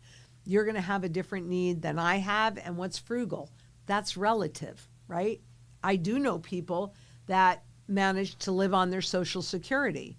Not sure how, but they manage to do it. And if that's all the money that you have, that's what you're going to have to do too. So that's very frugal. You'd need less silver. But I also want you to understand that this strategy, the sound money strategy, is not about making your life smaller. It's about sustaining your current standard of living as much as possible. So I'd say call us. We'll help you figure that out. You just put your best interest first. That's what you always have to do. And Lucas Setcher asks, 000, what, do we know what that means? Ooh. Okay. Woo, ooh. Those are garnet rings. So I think you're thinking these, and these are not garnet. I do have garnet. I like garnet. But these are amethyst, and these were my parents'. I think my parents gave me this ring from Uncle Al when I was like 18, and this one they gave me when I was 21. Now, back then, I have no idea what they paid for either one of these rings. This is so 70s for sure, but 60s and 70s. But that's what they are. They're amethysts, and I enjoy them, and I've enjoyed them all this time. And they're gold. And it really was what inspired me to start giving my daughters gold jewelry when they were 12. Why? Because I wanted them to have money no matter where they were. And I knew that at some point they were going away to college and they weren't going to be near me. So I kind of took a page out of my parents' book. The first piece that they gave me, which I have, I'm going to give it to Lily next year, not this year. She's not quite there yet, but she's getting there. But the very first piece they gave me, I was in 6th grade, and it was a little gold and opal ring. So, yeah, start them early. And Sharon Mano 811, I believe in the monetary metals. It has to be the backing for the new currency. It has value. This endless money printing creates a debasement of the dollar's loss of purchasing power. Exactly. And why does this stuff has value? Because they've never been able to figure out how to duplicate the properties in a lab. And it costs energy and labor to pull it out of the ground. And that energy and labor, especially for gold, is stored. But you've got 33 different, and probably more than that, that's just what I could count, 33 different users of physical gold and 36 different global users of physical silver. That's what makes it above governments and central banks. Totally agree with that. But they don't want you in sound money because then they don't do as well, right? It's much harder to transfer your wealth. Very good point and accurate. And Luca Satcher says, buy lead. That is definitely a tool of barter. I'm about building community. I hope that it never comes to taking a life because, frankly, I'd rather save a life. If I could feed the world, I would, honestly. But everybody's got to do what they're comfortable doing. And we certainly do have people in our group, in our community, that I don't know that they have, I don't think they've ever taken a life, but they definitely know how to use a gun. And we certainly have lots of lead. That is part of what we've accumulated. And Christy Jan S.I. says, Mrs. Lynette, traders aren't the one who move the markets. Market makers, algos are, and price are often distorted, diverging with reality and physical world. A perfect example is COMEX paper silver price. Totally, but who are doing the algos and the market makers? Boy, that has shifted substantially since 2008, and we have the rise of shadow banks. Shadow banks perform some of the functions of a regular bank, but they don't take deposits. That's a crisis that got kind of buried and is not really visible, but we're certainly seeing some of that fallout in the private equity market. So in many ways, that is an accurate, it is absolutely accurate because it is algos and proprietary trading that are trading, but it's trading. The algos and the price, it's trading. And it is what every single asset, every single thing has been converted into a trading asset. Not this yet. This is why they want to tokenize it. So they want to get everything tokenized, and boy, they can just trade it all around the world. So thank you for that point. And Marty P. 7233, Part 2. The bill allows residents to use gold and silver as legal tender for transactions, essentially acting like a debit-like account to hedge against inflation. Makes me wary. And that's what I'm talking about. If it is just a facility to hold the gold and the silver, that to me is fabulous. But if they're going in to now control the market, that is not so fabulous. That is not so fabulous at all. But we have to work together. That's why we can't just leave it to these guys. We have to come together, citizens for sound money, and make our voices heard. Thank you, Marty. I really do appreciate that. And to James 6255, hi, Lynette. If the fundamental value of gold is $36,000 and the fundamental value of silver is $1,800, wouldn't people be better off spending $2,000 in silver over spending $5,000 in gold? You know, if you think that there's value in this stuff and that's the reason why you're doing it, then I would say yes. However, historically, gold always comes into the picture because, again, it goes back to, for me, this is not a trade, right? So when it gets to $1,800 or 48,000, whatever that number is going to be, are you really going to want to trade it in just for dollars or euros or lira or wherever you are in the world? The answer is no, this is not a trade. But gold is the primary currency metal.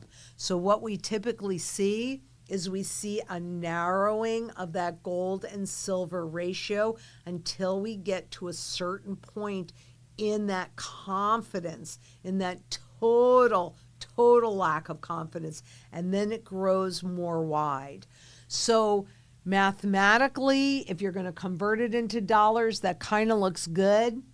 But what you need more than anything is the primary currency metal, because that's what they do those overnight revaluations against. And I've shown you in the past, and I will show you in the future too, what that looks like. No, I'm totally more weighted in gold than I am in silver, because the plan is not to convert it into whatever that new mechanism is.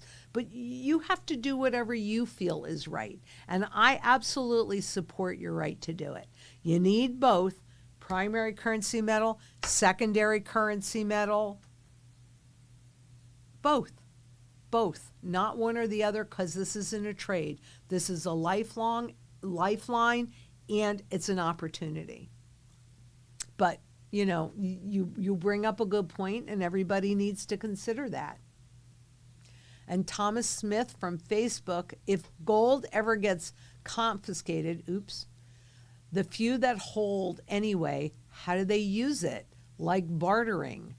Well, that is the point, and that's why, even in this raw stuff, for me, it's pre-33, because this has been classified as collectible. It's in a different category. So yeah, if you're sitting with bullion, I'm pretty sure they're not going to come banging on your door, because most people don't have any gold. Or if they do, what do they have? They have a wedding ring or something like that. But why not have the kind of gold that you can use in the normal marketplace? Yeah, there will be a black market. It always happens. But to your point, if you have to work in the black market, you're not going to get true market value for it. And again, I'm executing a strategy. I want to be able to convert this into income producing assets. So that's the way that I do it, because, hey, I was alive when you couldn't own more than 5 ounces of gold any other way than this way. So that's the direction that I go in, because I've had personal experience with it, even though I didn't really fully understand it at the time. There's a reason why I was born when I was, and I'm very grateful for that. And Joseph K. Love from Facebook, thank you so much. Would a confiscation likely be mandatory or some other verbiage? I think we all recently learned the limitations on a mandate.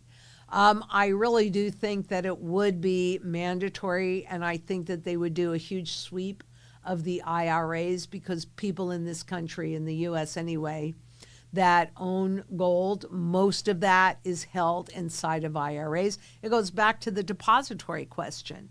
If they do an overt confiscation and they tell the depository, we're confiscating the gold and you have to send it in, the depository is not going to go, nope, we're not going to do that. The depository is going to have to comply with the letter of the law. I would have to comply with the letter of the law, because I want to stay in business, right? So you pick and choose your battles. Some people are married, because this is my bullion American Eagle, new one. Some people are married to this. Okay, I'm not going to tell you you're wrong. What I am going to recommend is, if you're going to do this, that you properly diversify with this, so that if you're right or if you're wrong, it doesn't matter. And if you can't use this in the normal marketplace, you can use this in the normal marketplace. That's what I'm saying. What if I'm right? What if I'm wrong? Why not do something where it doesn't matter whether you're right or wrong? And Sharon Romano, 811. I think maybe I got your name right. Hi, baby. I have neighbors that have chickens. I have a hydroponic greenhouse. This is awesome. And I have to purchase an atmospheric water extraction unit. Yep, there are so many different ways to make sure that you have surety in those basic things. Because you can indeed live without gold and silver, right? You can indeed live with it, without it. But you cannot live without food or water. And there are different ways. And we are getting very, very close to bringing out the new website. We're working on it hard. That's why Tom is here. That's why Kelly is here. So, and we've got other people in place. I'm so excited about this. But thank you for bringing that up, Sharon. And you've created your own little community. It's phenomenal. Chickens, backyard chickens are so great. I love my girls.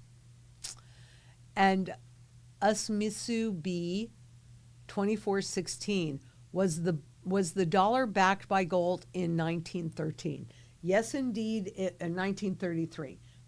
It was shifting and it was in flux, but up until then, well, prior to 1913, this is a 20th of an ounce of gold. It is a $1 gold piece. And this 20th of an ounce of gold was the same as this 1 ounce silver dollar, the same face value, 1 ounce silver dollar and 1 ounce or well, this happens to be a silver certificate, but a 1 ounce. These were all equal at one point. When they legalized the Federal Reserve, this 20th of an ounce that did back a dollar now backed $2.40 because they needed flexible money.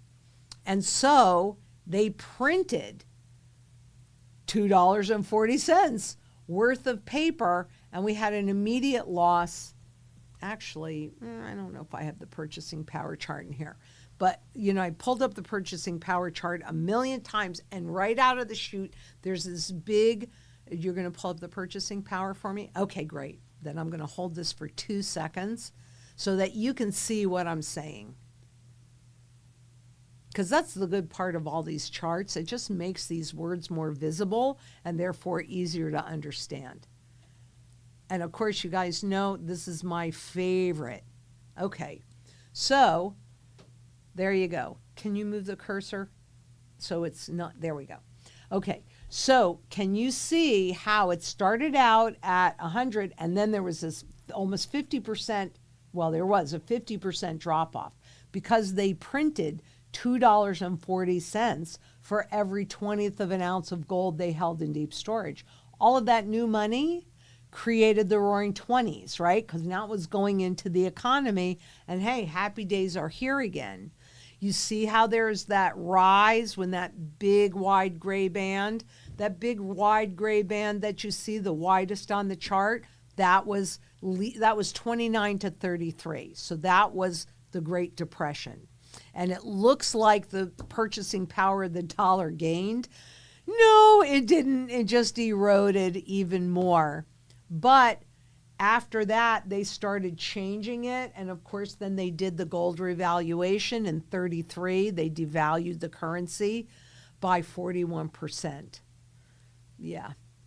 And it's all a lie. It's all a big fat lie. So yes, the dollar was backed by gold and it was convertible into gold for the public up until 1933. And for foreign governments, it remained convertible into gold until 1971. Both of those are confiscations. And after they did those confiscations, they did the revaluations. Is this time going to be different? I don't think so. I don't think so at all. And Jeff Garman one says, I do like Mercury dimes. Me too. But can you pull up that dime card for a second? Because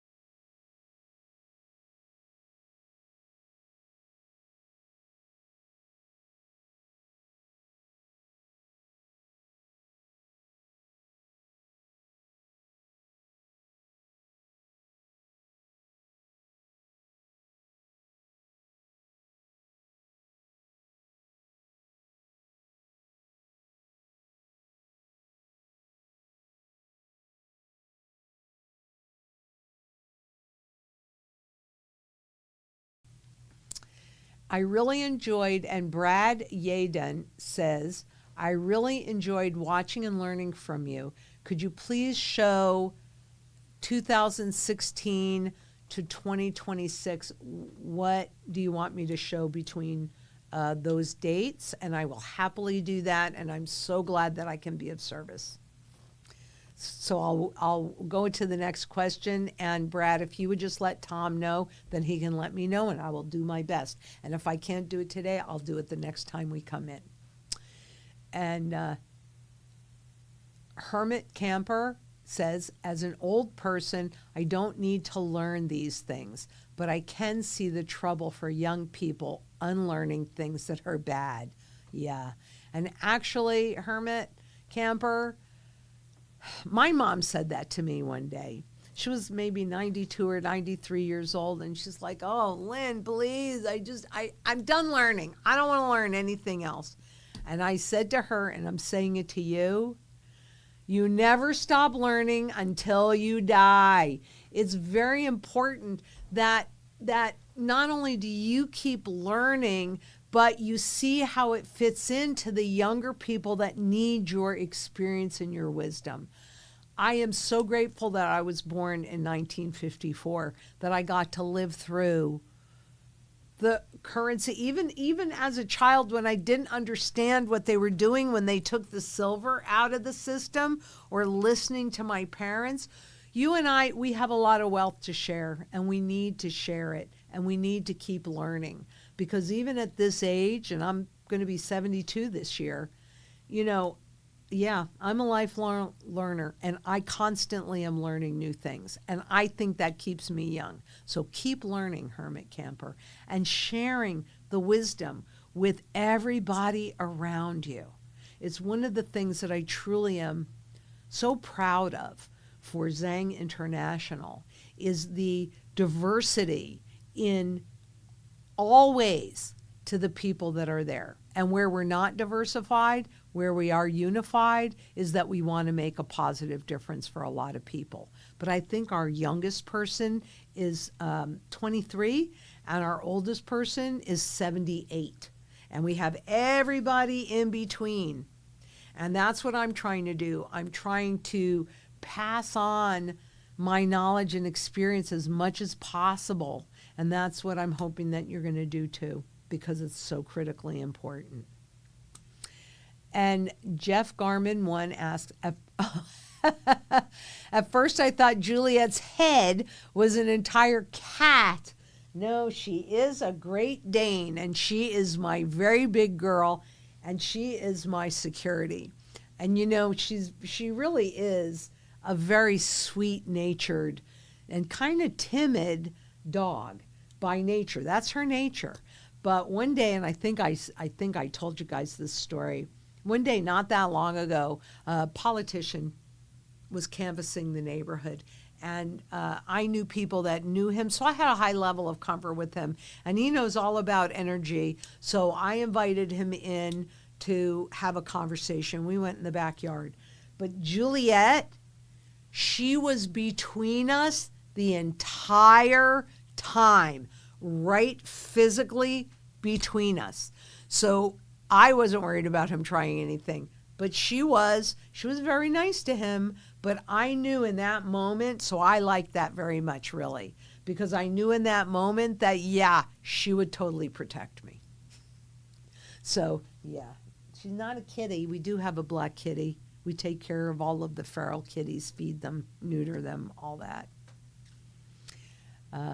Brian Barbie asks, a contractor I just found by me to do some home projects accepts gold and silver for payment. I think some people are catching on. Absolutely. And I personally had that experience too.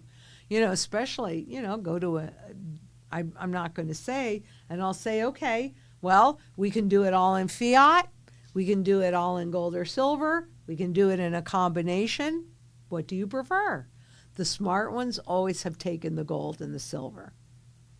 And you know what? You got to run a business, so you got to have fiat too. So, yep. People are starting to catch on. That's what I'm happy about. And D. Trent Yui 1 WL. Lynette, do you think natural gas prices will skyrocket? Absolutely. Energy prices are skyrocketing. Absolutely.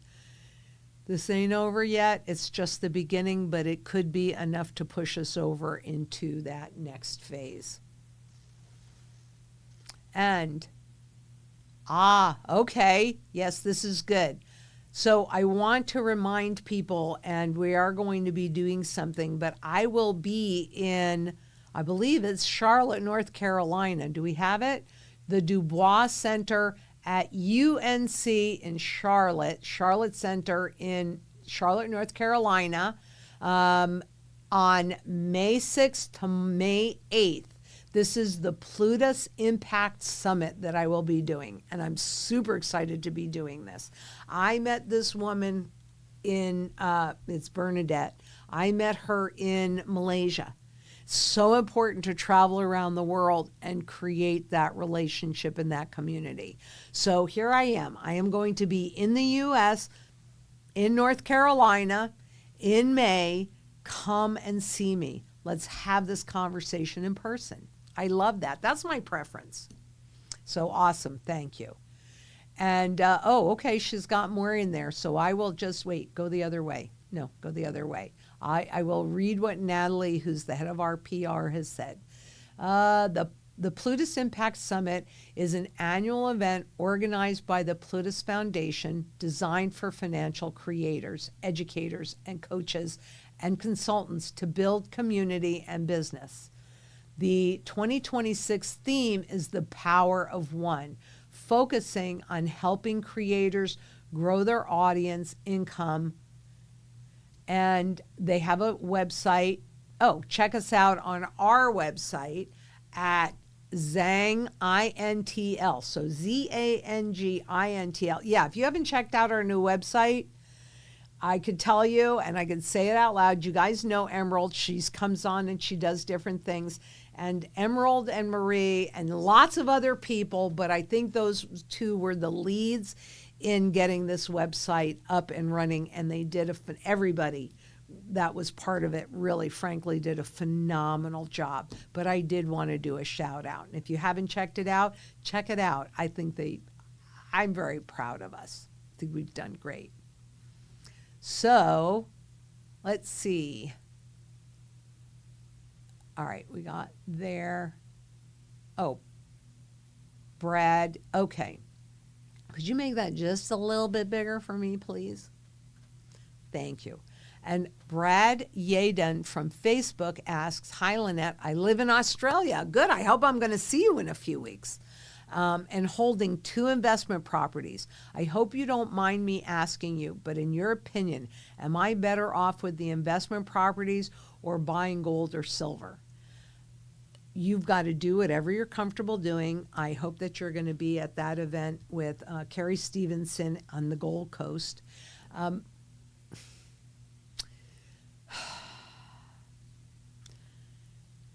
And especially when you're looking at what's happening in different parts of the world, look, real estate is severely overvalued. It is, in terms of whatever that local currency is. So we are going to get this flip-flop. I don't own any rental property right now. That is not always going to be true. But right now it is very expensive. So in my opinion, and this is my opinion, that this is a great time to sell it into people still thinking that it never goes down. You're holding the purchasing power in your gold and silver over here. When that flip-flop occurs, and it will occur, I promise you it will. I can't give you a lot of guarantees. I can guarantee that. Then you'll take your purchasing power from the gold that's gone to its fundamental value, and you'll buy the real estate at a bargain. Because when you're in hard assets, tangible assets like real estate, like gold and like silver, it always works like this. Undervaluation to fair valuation to overvaluation to fair valuation to undervaluation, and it's constantly moving in that loop, right? So you always want to buy it when it's somewhere over here, and you always want to liquidate it when it's somewhere over here. There is no doubt but that since real estate is such a large part of the economy, that governments and central banks support its inflation. They've come out and said it. So you do whatever you're comfortable with. But if it were me, I guess that's the way to say it, though I hate to say it. Maybe it is, what have you done for yourself? And I don't own any rental property. That's not always going to be true, though. And Sam Birdwater, Fort Knox is empty with a question mark. I mean, they did stop talking about it, and it has gone into dead silence, so probably. Or even if it's not, what's the legal? That's what I wanted to see. When they were going in, it wasn't, is the gold sitting there? I wanted to see the legal contracts underneath to see who actually owns it. It did go dead silent, so there might not be any gold and silver or gold in Fort Knox at all. I don't know. I guess time will tell. Maybe they're going to demand a real audit and not just from whoever we put in there, but maybe on a global basis. We'll see. And user CF7UX4FZ2V. Boy, do you have to remember that? Because I could never remember that. Hey, Lynn, I'm one of your 3%. Oh, yay! Any data on EU confiscation plans? Not yet, but stay tuned.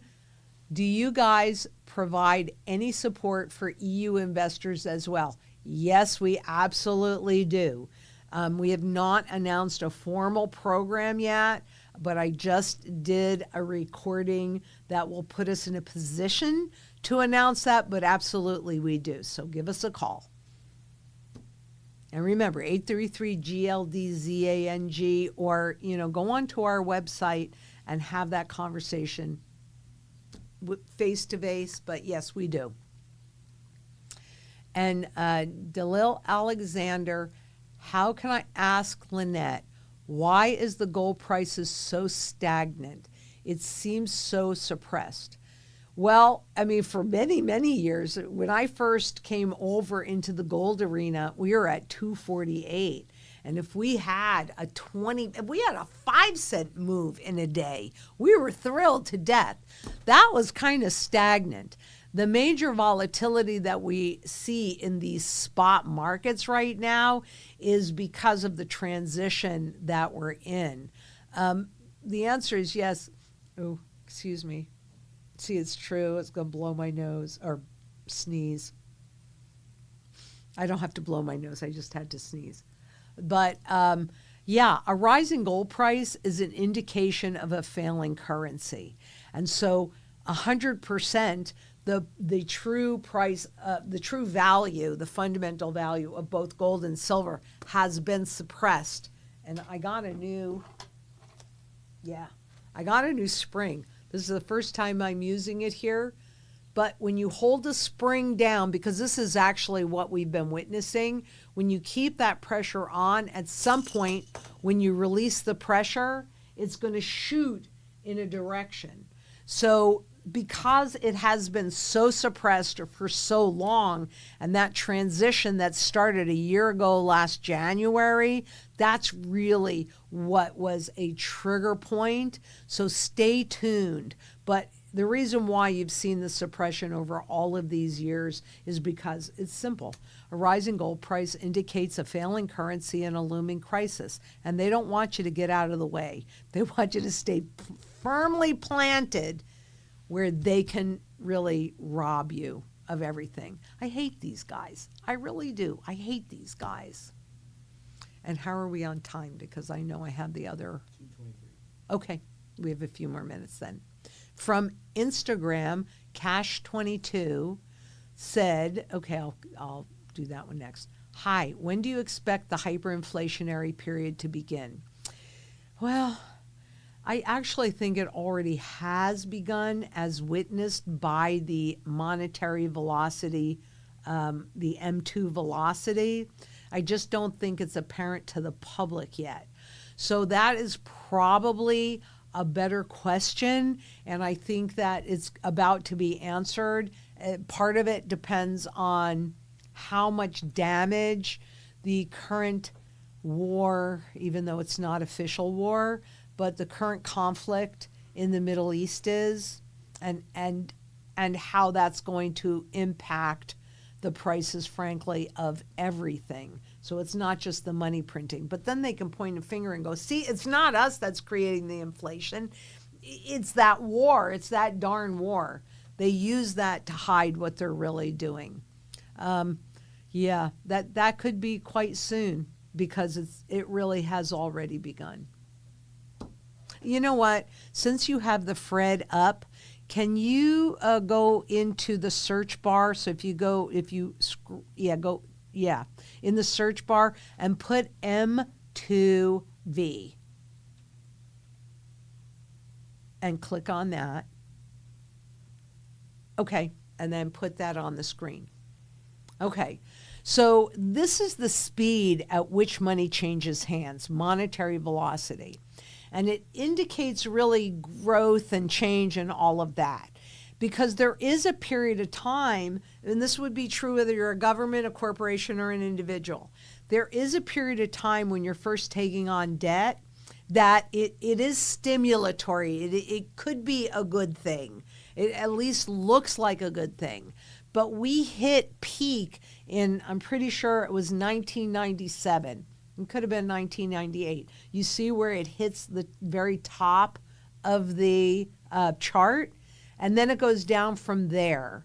And you can see that huge drop off in monetary velocity that happened in 2020. But frankly, and I have all of this evidence, but quite frankly, by 2013, the speed at which money was changing hands was worse than it was during the Depression. So you see that big steep drop off, right? And then what do you see? You see a little rise, and then you see a big rise. And this is not something that has happened before. This would be a pattern shift. And the speed is actually even faster than the rise that you saw before we hit peak. I can't really, well, wait a minute. Between 1990 and 1997. The speed that it recently happened at was even more. That is a major pattern shift, and you can see it on here. So once I saw that, that's when I said, okay. So I think that the hyperinflation has already begun because people are getting rid of dollars faster.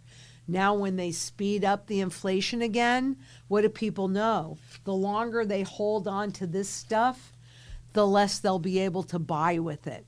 That's what happens during hyperinflation.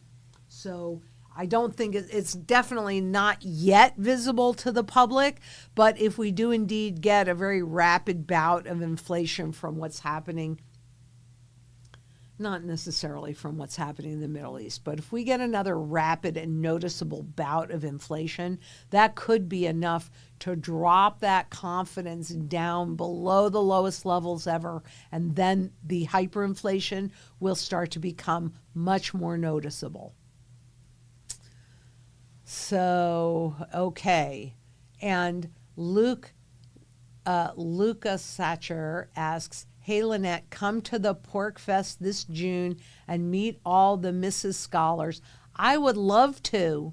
June. You know what? Send that to Natalie. I'm going to write it down just to bring it up with her. So hopefully I can do that. I mean, this is kind of late, so they might have everybody, but I will totally love to do that. So if you know anybody, have them call me. How do I get involved in all this? I keep saying yes, and I will keep saying yes as long as I have the ability to do so. And I think we have time for one more question. Brad, okay. It's this one. Oh, okay. Brad, oh, that, okay. So from Brad, you came back, and I was talking about the chart that you pull up. It only went to 2016. Oh, the TYVIX. The reason why it only went to 2016 was because they stopped reporting it, because it became too obvious that the traders were driving this market. And they don't want you to understand how vulnerable and how dangerous it is to have the foundation in a trading market. Yeah, I can't tell you, because they took it away from us. Just like they took away how much M3, the total money that they were really printing. I can show you the M2, but that's not the full scope. So apparently we don't need to know that. And that even goes back to the FDIC discussion. Well, we don't want the public to understand that they're going to get bailed in. We don't want the public to understand how screwed they are. So we're just not going to let them know. Yeah, that's why they stopped publishing it. I'm just grateful because I can't even pull that chart up anymore. So thank God that was something that I was tracking very closely. I had taken a lot of screenshots of. That's why I have it. Otherwise, I wouldn't even have that. So I would have lost that proof. So I think that's it for today. You guys, I love these Tuesdays. They really are my very favorite part of the day. Thank you so much for being here. Thank you so much for being part of this community. Rock and roll hoochie coo. Let's get sound money back in the system again. But we've got to have the public holding the power. That's it. And until next we meet, please be safe out there. Bye-bye.